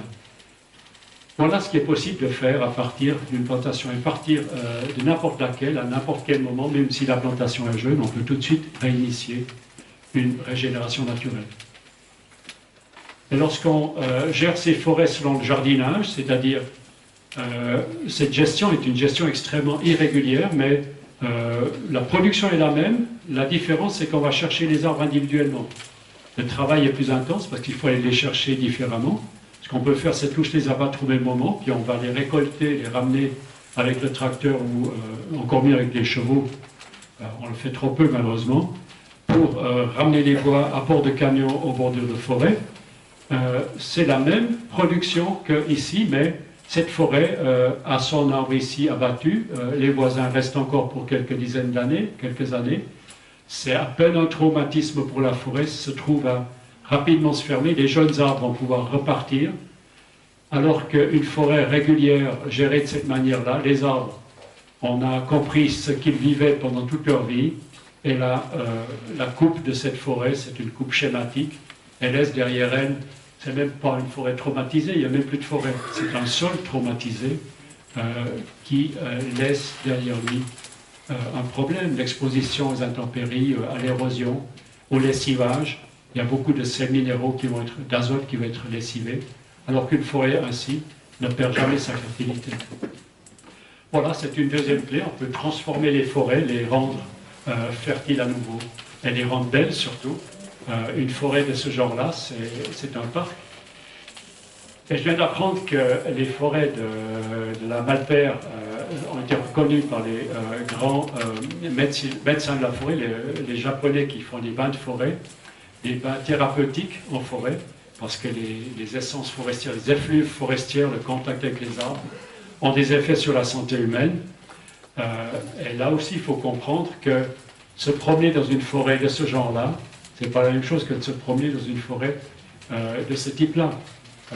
Autant une forêt qui souffre apparemment et qui sera soumise à des maladies, très probablement, il y aura peut-être bientôt des recherches là-dessus, émet d'autres substances. On sait que même d'être attaqué par une antilope provoque une réaction chez les arbres qui émettent les gaz. Donc ici, on peut supposer que l'atmosphère gazeuse, même d'une telle forêt, est différente de l'atmosphère de celle-ci. L'atmosphère électrique, c'est clair. L'ionisation de l'air ici est différente aussi. Tout ça, c'est des facteurs. Si ça vous intéresse, j'en parle dans mon livre. Donc, c'est des forêts saines pour les arbres, mais saines pour l'homme, et saines pour un bois très durable. Et l'exploitation, comme j'ai dit. Et l'utilisation des bois, ça c'est encore une question importante. On parle d'un principe de la gestion, bien de la mise en valeur des ressources selon le principe de la cascade. On se demande avec quels produits issus des forêts, mais on peut le faire aussi pour les produits issus de l'agriculture, est-ce qu'on a la valeur ajoutée maximale, le maximum de postes de travail par exemple, d'emploi. Et lorsque vous prenez la chaîne du bois, ça c'est classique, c'est notre métier de le montrer. La première forme d'utilisation des grumes, qui va générer beaucoup de travail, beaucoup de valeur ajoutée, beaucoup de postes de travail, c'est les sciages, faire des planches, faire des poutres pour la construction. Ces planches et ces poutres vont être utilisées par des constructeurs du bois, ce sera des charpentiers, des menuisiers pour aménager les intérieurs. C'est énormément de postes de travail. Et pour la Suisse, la forêt est gérée par environ 5000 personnes, c'est très très peu. C'est ces personnes qui nous livrent le bois sous forme de grumes à bord de camions au bord de la forêt. Ensuite vient la chaîne du bois, de transformation du bois. Et là, on n'a pas 5000 personnes, pour la Suisse, on a 70 000 personnes. C'est un secteur très très important, je crois que c'est plus que le secteur des banques. Mais pas pour sous forme de nombre de personnes, mais pas sous forme de capital. Chez nous, on parle de capital bois, excusez-moi. Donc ici, vous avez énormément de postes de travail et de mise en valeur. Ensuite, le deuxième créneau de mise en valeur, où il y a moins de génération de valeur, c'est transformer les bois industriellement en panneaux de particules, en panneaux de fibres. C'est ce qu'on appelle l'industrie du bois. Ici, c'est le sciage. Ensuite, l'industrie papetière est importante aussi, l'industrie chimique basée sur les arbres. Et le dernier niveau de mise en valeur, celui où vous avez le moins de gains pour la forêt, mais pour toute la société, c'est lorsque vous brûlez directement votre forêt dans une centrale génératrice d'énergie. Là, vous avez presque pas de poste de travail. Ça part directement de la forêt. Il y a quelques machines pour transformer les grumes en plaquettes et ça part directement ici. Souvent sur des grandes distances, les dégâts sont considérables. Et là, c'est vraiment, ça fait mal à voir pour un ingénieur qui sait toutes les choses qu'on peut faire avec du bois et de voir qu'on réduit les forêts à un producteur d'énergie, alors que le bois, les arbres, ont construit ces matériaux, ont élaboré ces matériaux pour résister pendant des siècles. Alors pourquoi ne pas utiliser ce matériau pour faire des structures destinées à résister pour des siècles? Donc la règle, c'est plutôt mettre une fois beaucoup de bois dans les parois des bâtiments, faire des bâtiments sains pour habiter, solides, résistants aux tremblements de terre, par exemple, une fois dans les parois, et ne presque plus avoir besoin de les chauffer. On sait maintenant construire des bâtiments à énergie zéro ou à énergie plus, qui produisent plus d'énergie qu'ils ne consomment, plutôt que de rester avec un bâti moyennement intéressant en conventionnel, c'est du béton, de la brique et de l'acier, qu'il faut chauffer et climatiser, et ceci grâce à de l'énergie prise ici.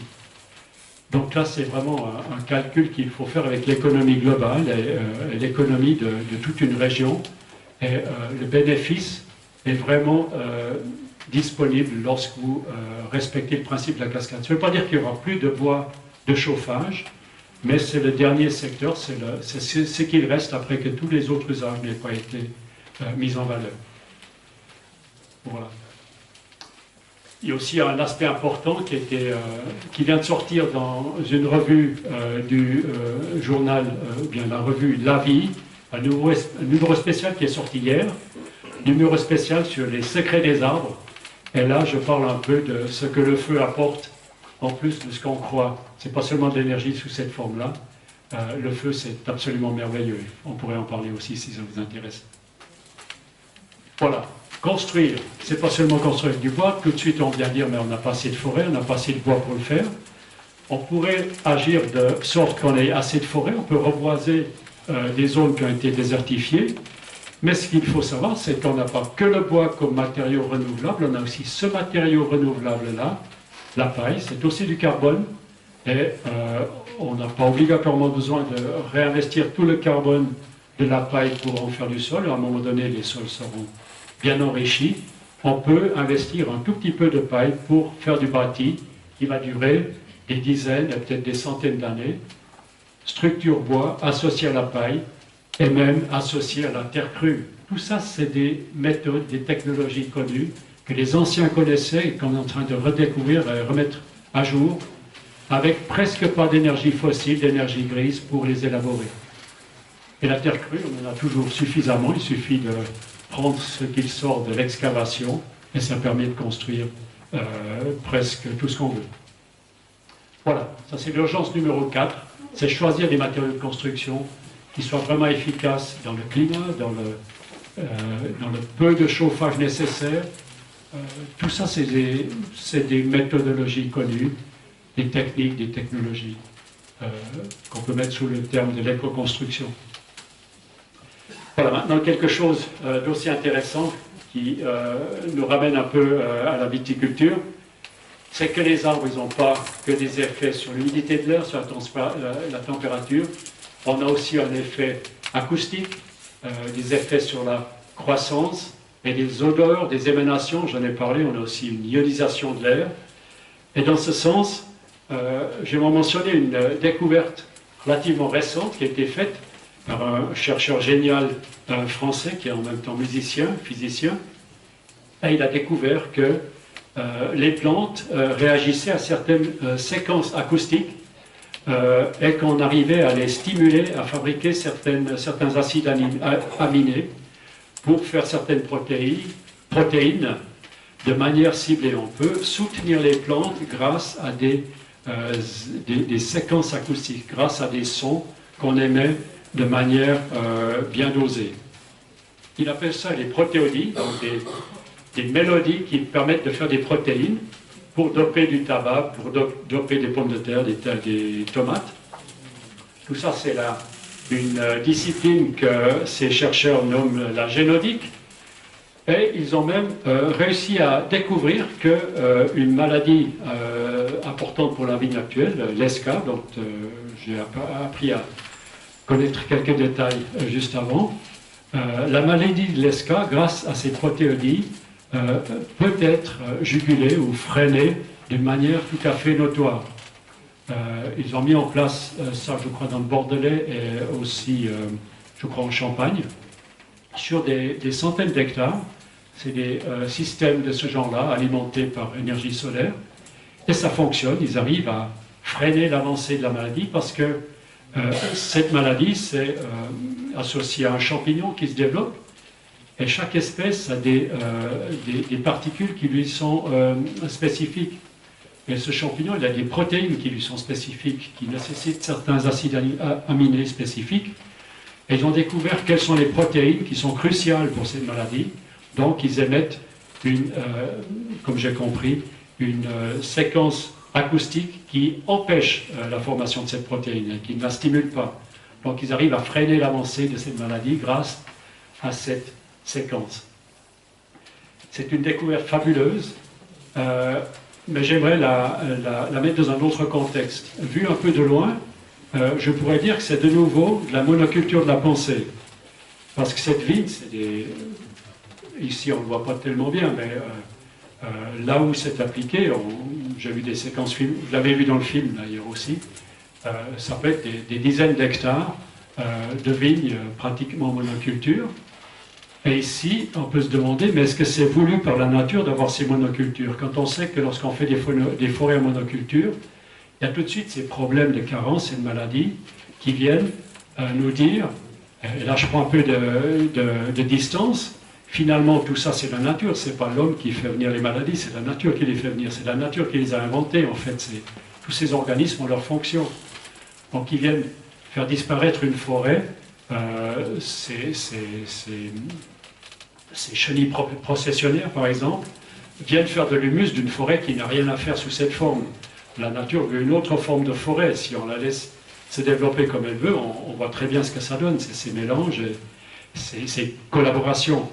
Donc, ce qu'on appelle les maladies ou les prédateurs permettent de faire une réhumification rapide, une remise à zéro des compteurs et pour repartir à zéro.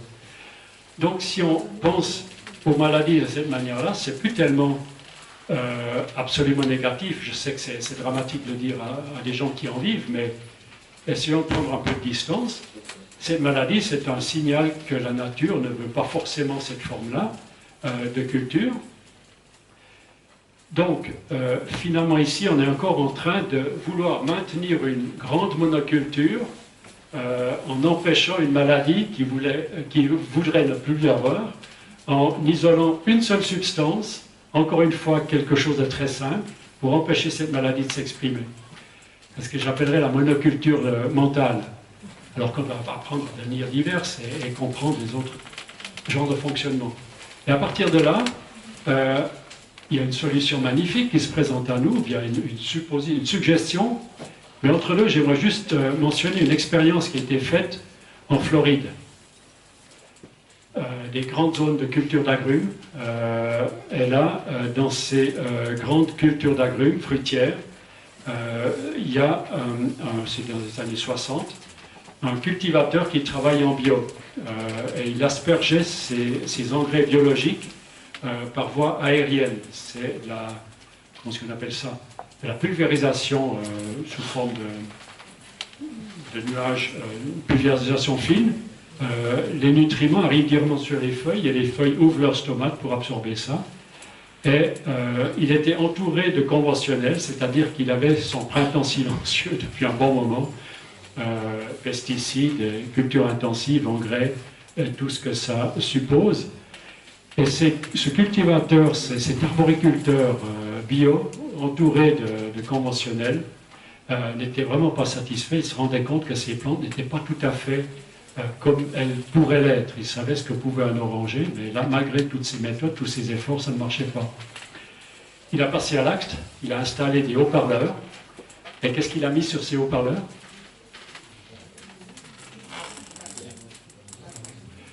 Ça serait été une bonne idée, mais peut-être qu'il n'était pas si cultivé que ça. Ça arrive partout là-bas, sur leur île. Il aurait pu mettre Mozart. Bach, c'est vrai que Bach est puissant, Mozart aussi.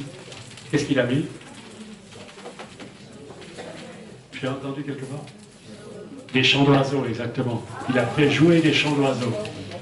Donc ces orangers, ils ont commencé à fleurir, mais à faire des fruits aussi de manière absolument incroyable. C'était vraiment salvateur pour la forêt. Et c'est un peu analogue à cette expérience qui est mentionnée dans ce film L'intelligence des plantes. On parle de ces plantes qui vont là où coule l'eau. On fait couler de l'eau, puis les racines, elles vont là où coule l'eau. Alors on peut se dire, c'est des gradients d'humidité, puis ils le sentent tout de suite. Les racines, c'est comme des nez chercheurs qui vont tout de suite là où c'est intéressant. Alors la surprise, c'est lorsqu'on a mis des haut-parleurs et on a utilisé les fréquences qu'émet l'eau lorsqu'elle coule, des fréquences très précises. On a joué ça sur les haut-parleurs et les racines sont allées ont poussé en direction des haut-parleurs. Donc c'est comme pour les plantes qui se sont crues entourées d'oiseaux. Mais qu'est-ce que ça veut dire pour les oiseaux? C'est que ainsi je comprends les oiseaux autrement. Je ne sais pas, probablement d'autres le comprennent aussi ainsi. Les chants d'oiseaux n'ont pas lieu toujours de la même manière. Vous avez des chants le matin, des chants le soir, mais à midi, c'est relativement tranquille. Ce qu'il faut savoir, c'est qu'à midi, les plantes, elles sont fermées. Elles s'interdisent de faire de l'évapotranspiration. Le soleil est trop fort. Elles gardent l'humidité pour les moments où c'est vraiment utile. Et à midi, vous avez vraiment une pause de midi pour la physiologie végétale. On a carrément un petit cratère, un petit repos avec lequel j'ai beaucoup travaillé. On a retrouvé des rythmes lunaires aussi là-dedans.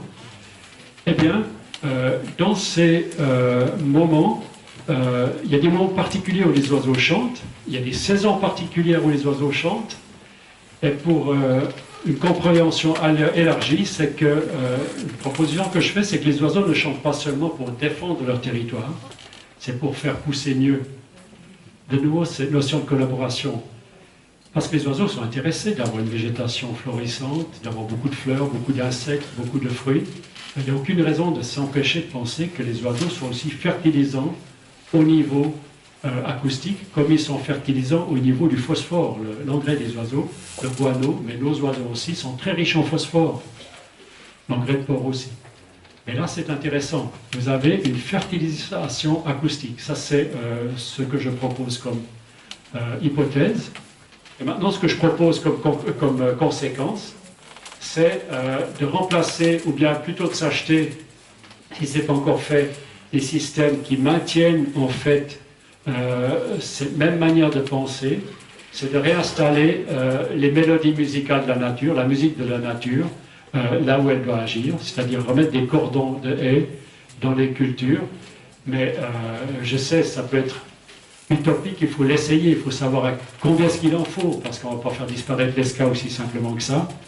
Mais en tout cas, c'est probablement une solution dans la bonne direction qui va permettre d'ajouter un élément de confort pour ces villes, c'est la dimension musicale. Et je pense qu'ici, on est déjà bien avancé dans cette direction-là, quand on me dit que quand je taille la vigne, je cours après, ou bien il me court après le rouge-queue, ou bien c'est le rouge-gorge. Rouge-gorge. Donc, c'est vraiment quelque chose qui est important. Bon, ici, pour la vigne, pour un problème particulier, mais pensons maintenant aux grands déserts agricoles, pas ici dans le sud, mais plutôt dans les graines pleines du nord de l'Europe, de France, d'Allemagne, etc. En Suisse aussi, on a des très grandes surfaces de culture où tout a été évacué, qui n'est pas machine conforme.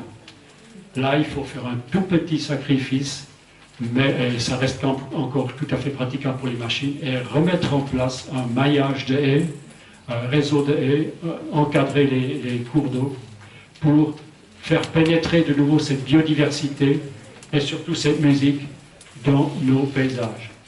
Et je trouve assez intéressant de parler pour une fois de musique plutôt que de parler de rendement, comme c'est toujours le cas. Et voilà ce que ça peut donner. Ça, c'est un ancien bocage. Les bocages modernes vont plus ressembler à ça, ce sera beaucoup plus schématique, mais ce sera encore des oiseaux. Et il ne faut pas oublier aussi les bandes de prairies sèches qu'on ne va jamais amender pour que la végétation sauvage puisse aussi s'installer en bordure de haies. Et ces haies sont extrêmement riches en matière ligneuse pour le bétail, pour le voir amiral fragmenté, etc. Donc c'est un réseau de santé, de vitalité et de gaieté qu'on peut remettre en place. Et là, vous allez transformer vos paysages et votre agriculture. C'est une agriculture qui fera de nouveau envie aux jeunes de s'y mettre, de rester. Ce n'est pas une agriculture où on met à la fin à 6 jours parce qu'on est endetté jusqu'au cou. C'est une agriculture qui est beaucoup plus légère sous forme d'engagement financier, mais qui fonctionne avec les forces de la nature plutôt que contre elles. Et voilà. J'aimerais terminer avec cette image où l'arbre nous permet de nous reconnecter à la terre, Et ce n'est pas seulement un luxe, c'est une nécessité, vu ce à quoi on est confronté, mais je pense, tout en étant optimiste, qu'ils vont nous permettre de faire des belles choses. Il suffit de s'y mettre ensemble. Et merci d'avoir été aussi nombreux ici pour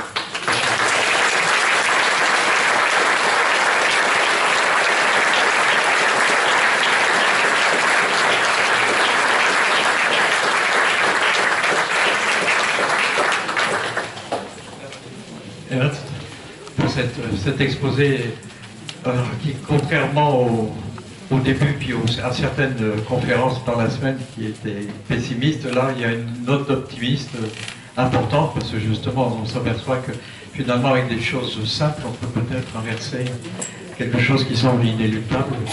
Il suffit de... Enfin, l'important c'est de participer à ça. Je crois que justement c'est quelque chose, vous l'avez évoqué, on a le renouvellement des haies, c'est quelque chose qui est demandé dans les engagements agricoles. Hein. La protection des arbres, les arbres isolés, des forêts, ça c'est quelque chose qu'on maintient. Alors c'est vrai qu'on a des encépagements monocépages maintenant, alors qu'avant il y avait dans les vignes, auparavant dans les parcelles, il y avait toutes les variétés qui étaient présentes. Hein, bon, enfin, il n'y a pas que ça, c'est surtout le blé, peut-être la présence du blé dur sur des hectares, des centaines d'hectares continus, ça joue aussi sur les insectes, sur la pollinisation aussi. J'ai fait une toute petite blague tout à l'heure quand vous avez parlé des bûcherons suisses et des banquiers qui étaient plus nombreux que les banquiers suisses. Donc il n'y a pas de chèque en bois en Suisse, hein, c'est ça. Bon, merci. Voilà, donc est-ce que vous avez des questions ? Je pense qu'il doit y en avoir ce soir, donc c'est la dernière soirée. Et c'est intéressant d'échanger aussi sur vos expériences avec les arbres. C'est pas seulement quelqu'un qui explique les choses, mais ce que vous vivez avec les arbres, si vous avez des expériences particulières, des choses à communiquer. Oui. Bonsoir, merci pour votre exposé. J'étais très intéressé pour toutes les parties dont vous avez parlé, et surtout pour les projets d'avenir. Par contre, je voudrais revenir à un point où je n'ai pas bien compris, ou plutôt je vais essayer de vous poser une question à ce sujet-là. Vous avez dit que dans les zones tropicales, donc au niveau de l'équateur, ce sont les arbres qui font que ces régions sont humides et chaudes. Et que ce soit en Amazone ou en Afrique. Et il y a une question qui est hyper technique, hyper chimique. Dans la biologie, dans la transformation, grâce à la photosynthèse du gaz carbonique, est-ce qu'il y a une production d'eau nette? Et dans le cas où il y a une production d'eau nette, est-ce que cette production a été quantifiée? Merci pour cette question. Je vais peut-être répondre aux deux affaires. Concernant la production d'eau lors de la photosynthèse, c'est un des chapitres du livre que j'ai rédigé, c'est de prendre la vraie photosynthèse, la photosynthèse totale, qui recèle des choses assez étonnantes. J'ai repris donc toutes les recherches qui existent là-dessus, qui ont été plus ou moins oubliées, parce que c'est une photosynthèse qui montre qu'il y a trois choses qui sont transformées. Vous avez donc, la première chose, c'est du dioxyde de carbone qui est décomposé. Vous avez de l'eau qui arrive évapotranspirer. Une partie entre dans la photosynthèse qui est décomposée, c'est une photolyse de l'eau. L'eau est fragmentée grâce à l'énergie solaire à température ambiante. Déjà en soi, c'est quelque chose d'assez fabuleux. Et la troisième chose, c'est que même la lumière solaire, c'est pas tout le spectre lumineux, c'est certaines parties du spectre. Même la lumière est décomposée, pourrait-on dire. Et trois choses nouvelles sont composées. La biomasse, donc du glucose, pour faire simple, carbone, hydrogène, oxygène. Vous avez de l'oxygène qui est nouveau. C'est l'oxygène qui vient non pas de l'eau, mais du dioxyde de carbone. Et vous avez de l'eau nouvelle qui est formée avec la lyse de l'eau, l'hydrolyse de l'eau, la fragmentation de l'eau. L'hydrogène entre dans l'eau nouvelle, on le trempe avant. Et l'oxygène de l'eau nouvelle provient du dioxyde de carbone. Donc c'est de l'eau qui n'a encore jamais coulé, c'est de l'eau vierge. Et là, on se rend compte qu'il y a lieu de naissance de l'eau. L'eau a un endroit de naissance, c'est la photosynthèse. Bien sûr, pour 1 litre ou bien 1 kilo de matière organique nouvelle, il faut 300 litres d'eau. C'est une grande roue qui tourne, et c'est une toute petite roue qui fait de la photosynthèse. Mais au moment de l'élaboration des glucides, vous avez pratiquement pour 1 kg de glucides, vous avez 500 grammes d'eau nouvelle. Vous avez 1,4 kg d'oxygène, c'est énorme comme volume, et 1 kg de glucides, c'est 3 choses nouvelles. Mais lorsque ces glucides vont se décomposer, à un moment donné, ce sera le cas, dans le sol, ces glucides vont se décomposer par les champignons et les bactéries, et c'est une combustion à l'envers, c'est une combustion, c'est une respiration. Donc, les sucres vont être décomposés, vont redonner du dioxyde de carbone, mais ne vont pas donner d'oxygène, mais vont redonner de l'eau. L'eau est donnée 2 fois, l'eau nouvelle est donnée 2 fois, l'eau provenant du métabolisme, de la décomposition est nouvelle aussi. On appelle ça aussi l'eau métabolique, on est plein d'eau nouvelle métabolique. Donc le bilan métabolique de l'eau, pour 1 kg de biomasse nouvelle formée et décomposée, vous avez plus que 1 kg d'eau nouvelle produite pour les 2 processus. Donc mon hypothèse, ou bien, c'est pas une provocation, c'est une hypothèse à réfléchir, c'est que la photosynthèse, ou bien la formation des plantes, c'est presque plus un prétexte pour faire de l'eau pure. Voilà. Et là, on retrouve les anciennes légendes. Vous prenez l'arbre cosmique des Scandinaves, Yggdrasil, et intéressamment, l'arbre cosmique des Indiens d'Amazonie, ce Samauma. Les deux sont à l'origine des fleuves, sont à l'origine de l'eau. Et maintenant, je comprends que c'est des fleuves, c'est pas l'origine des mers, c'est de l'eau fraîche, c'est de l'eau pure. Et là, la science rejoint brusquement la mythologie. C'est assez étonnant. Et concernant les continents recouverts de forêts pour ce climat mondial, pour alimenter ce cycle climatique mondial, ces chercheurs russes ont découvert qu'il y a une distance qu'il ne faut pas dépasser lorsque la forêt s'éloigne des côtes, par exemple. Entre les côtes et les premières forêts, à l'origine, les forêts allaient jusqu'aux côtes, pour avoir cet effet aspirateur, on ne peut pas surmonter ou bien dépasser une certaine distance entre forêt et les côtes pour que l'aspirateur puisse fonctionner. Et ils ont estimé ça, ça dépend encore nord-sud ou est-ouest, quelque part en chiffre comme 600 km. Donc là aussi, c'est un message, lorsqu'on fait des repoisements, il faut toujours reposer à partir de là où il y a encore de l'eau. Ou bien empêcher qu'il ne se fasse un désert entre là où il y a de l'eau et là où on voudrait encore avoir de la végétation. Tout ça, c'est des clés très très importantes et qui permettent de comprendre vraiment dans quel sens faire les choses. Commencer là où c'est encore vert, dans le Sahel la même chose, là où c'est encore un tout petit peu boisé, là on peut y aller. Il s'agit toujours de récolter le peu de précipitations qu'il y a, là-bas c'est peut-être 30 ou 40 cm de précipitations, mais ne jamais les laisser s'écouler en surface, tout de suite les récolter pour que ça entre en profondeur. Et là-bas, on plante des arbres qui vont récolter ce que des dizaines de mètres carrés reçoivent comme pluie. Ça profite à un seul arbre au début et ça devient progressivement une forêt.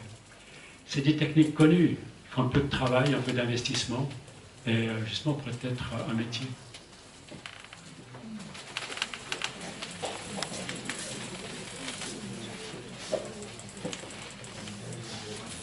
Oui, bonsoir.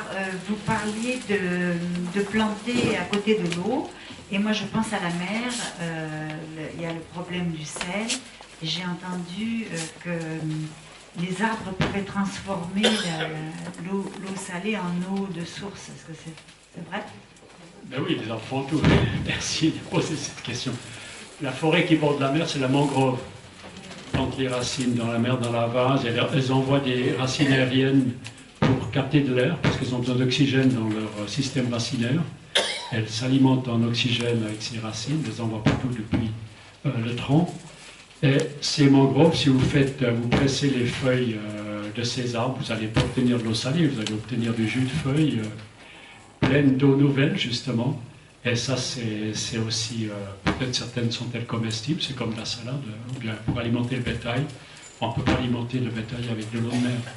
Donc les arbres, effectivement, sont capables de pousser en zone relativement saline, très saline, et en faire de l'eau pure. Mais ce qui est important, c'est que les arbres captent aussi l'eau atmosphérique. Lorsque c'est un peu brumeux, il y a des déserts qui sont traversée par des vents relativement humides, mais où il n'y a vraiment pas de précipitations sous forme de pluie. Et vous avez certains arbres qui peignent le courant d'air, qui filtrent le courant d'air, et l'humidité se dépose dans les feuilles et s'absorbe directement au niveau des feuilles. Là où les arbres sont les plus grands, c'est dans la côte ouest d'Amérique du Nord. Les redwoods, par exemple, les séquoias, les Douglas, dépassent 100 mètres de hauteur. C'est des forêts très humides. Il n'y a pas énormément de précipitations, c'est aussi relativement humide, mais une partie de l'humidité est prise directement par les feuilles de ces arbres et capturée par les feuilles, les aiguilles, et ça leur permet d'être approvisionnés en eau directement sur place. Ils n'ont pas besoin d'aspirer l'eau sur 100 mètres de distance. Et ça leur permet de monter au maximum de la hauteur parce que l'eau arrive directement au même étage, gratuitement, pas besoin d'effort. Donc voilà ce que font les arbres et on peut vraiment les utiliser. Dans certains déserts du Chili, on a compris ces systèmes, on a mis des toiles, des tissus qui capturent les nuages, l'air humide, et ça percole goutte à goutte. Il y a des rigoles, il y a des canalisations qui récoltent ça, et ça permet d'alimenter les cultures.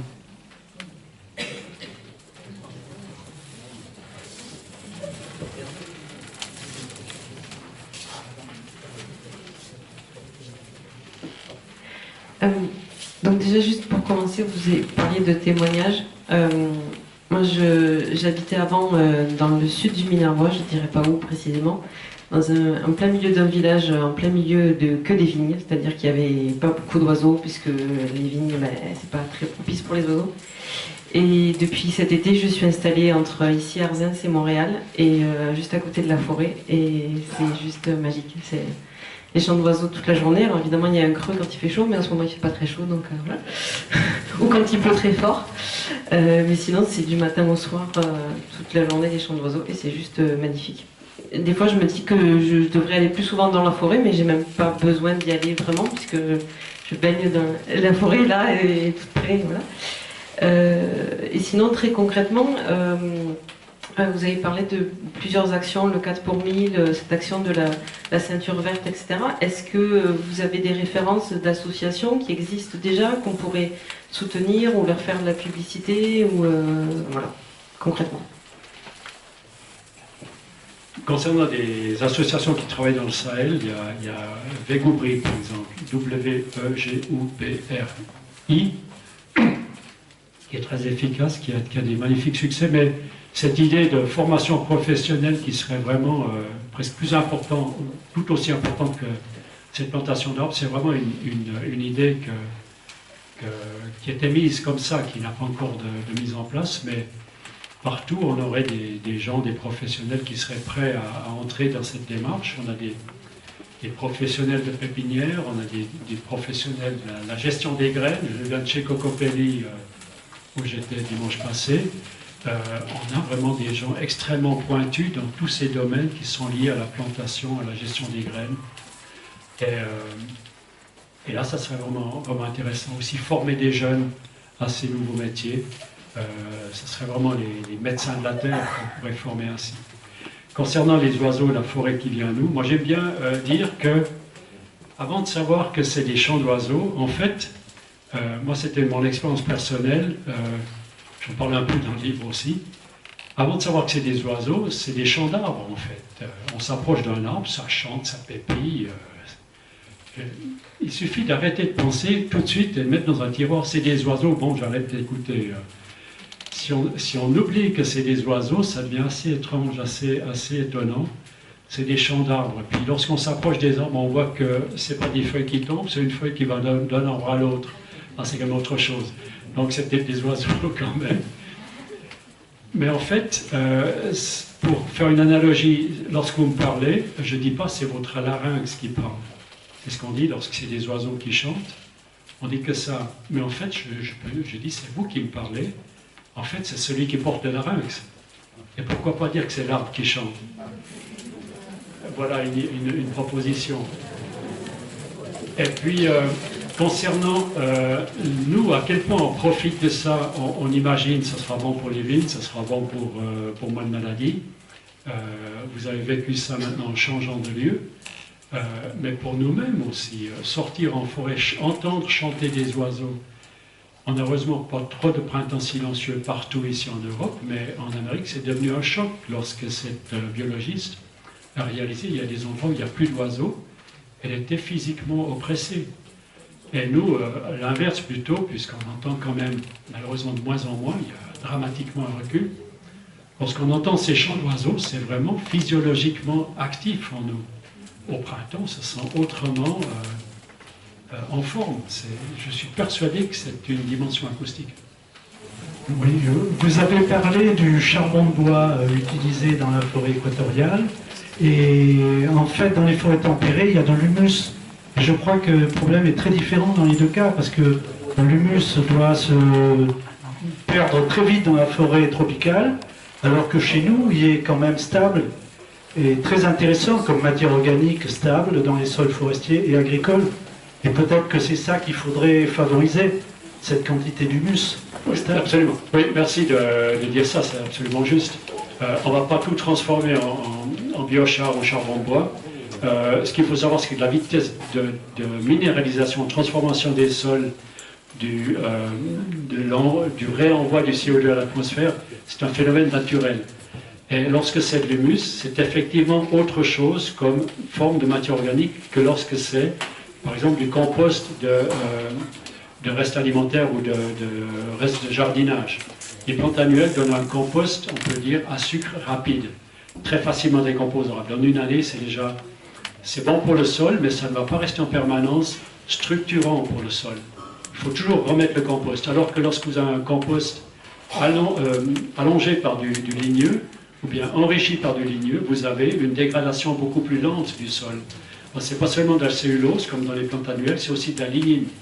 Et la lignine est beaucoup plus réfractaire à la décomposition, résiste beaucoup mieux aux champignons, et hydrophobe, contrairement à la cellulose qui est hydrophile. Donc, chaque fois que vous mettez du ligneux dans votre compost, vous essayez de recréer de l'humus forestier, mais pour le bien du maraîchage ou de l'agriculture. Merci de mettre l'accent là-dessus. Ce que je voulais simplement dire avec cet humus forestier, ici on a de la forêt par-dessus, mais les Indiens avaient vraiment des cultures et c'est une forme d'amendement avec le maximum de durée, alors que l'humus forestier a aussi une certaine durée de décomposition, disons-là. Ce qu'on appelle la durée jusqu'à la... Oui, il y a un terme pour ça, pour la radioactivité, jusqu'à ce qu'on ait la moitié de la valeur. La demi-vie, merci. C'est aussi un phénomène concernant l'humification. Donc le but, c'est vraiment de rendre de nouveau ces terres agricoles semi-forestières. C'est l'agroforesterie, c'est aussi ça.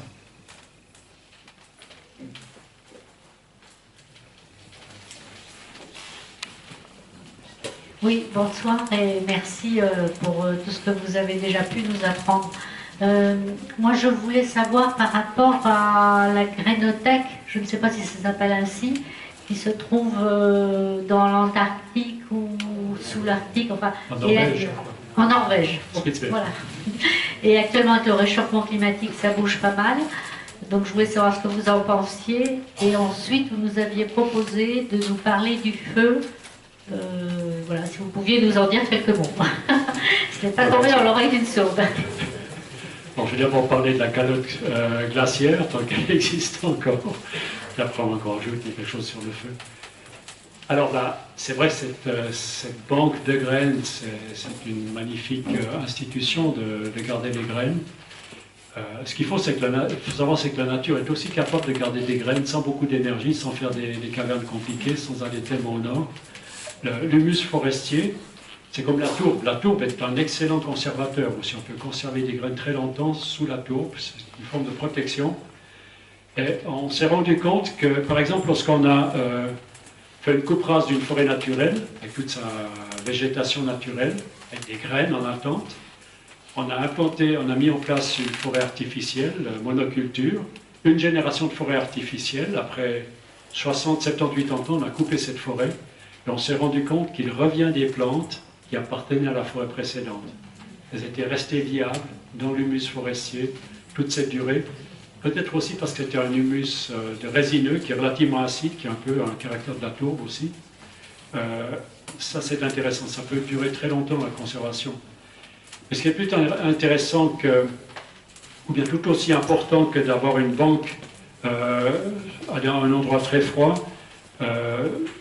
parce que même congeler les graines ont quand même une limite de conservation. On ne peut pas tout congeler, c'est pas une congélation, mais à garder en température basse de manière indéfinie. Tout ne va pas pouvoir germer, ça je ne pense pas, même si on l'aura longtemps conservé.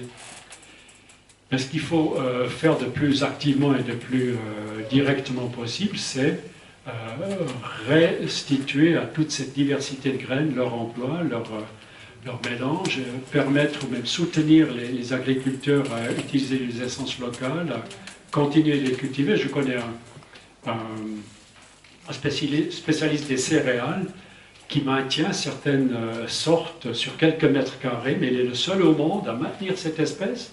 Et peut-être qu'une fois, ce sera une espèce qui permettra de sauver une région entière.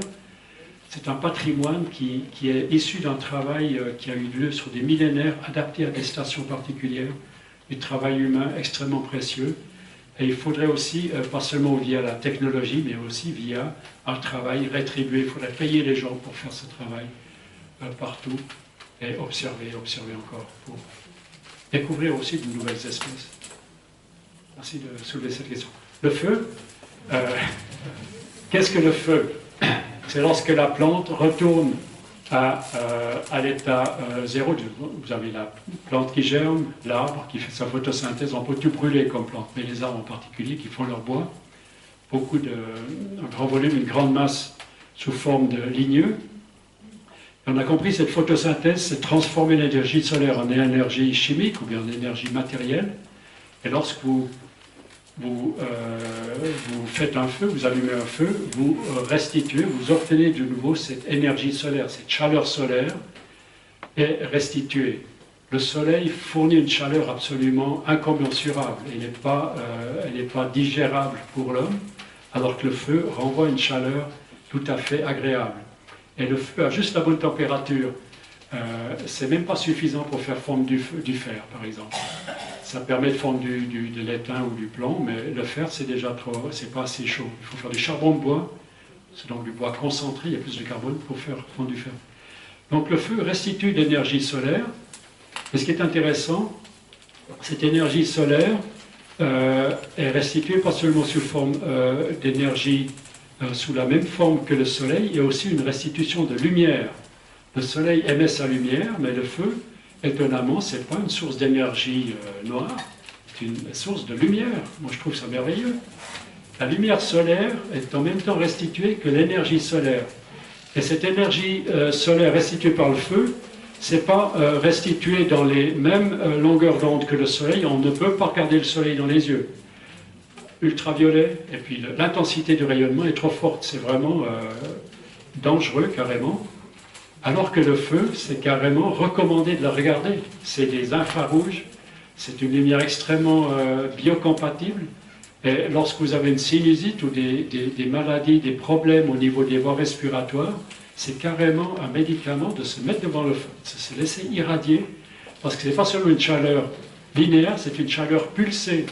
Le feu, il pulse son énergie. Elle pénètre beaucoup plus en profondeur que, par exemple, un radiateur. C'est une chaleur de convection.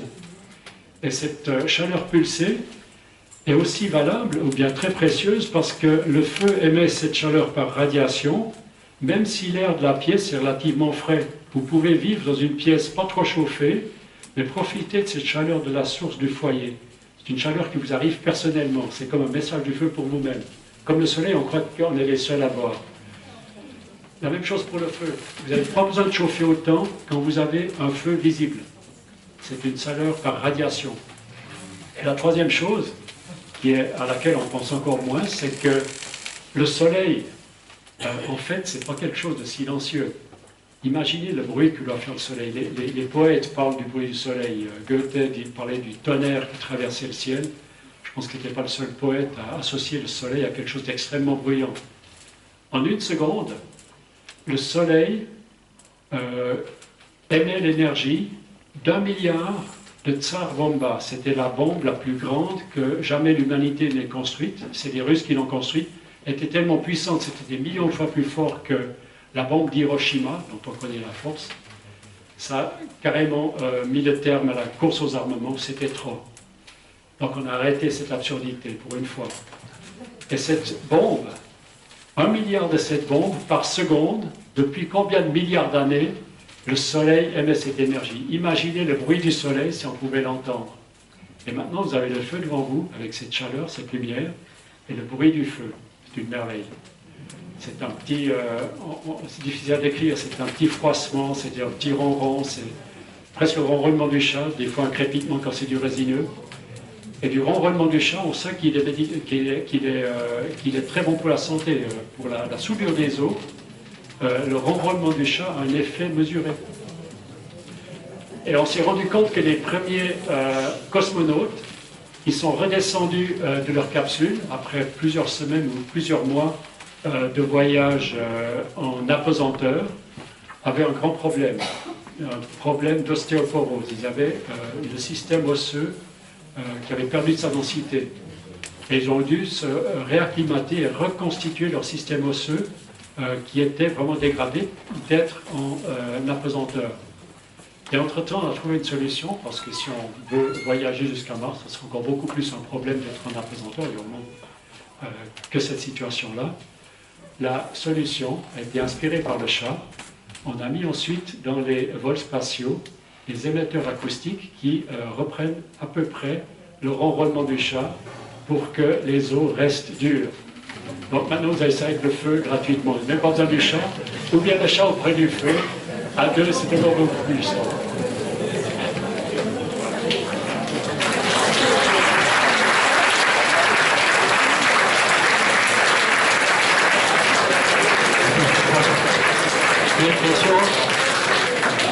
Oui.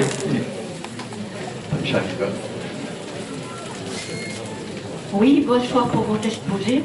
Simplement, je voulais savoir, puisqu'on est entouré des forêts de la Malpère, est-ce qu'on peut faire de la sylvothérapie dans la forêt de la Malpère?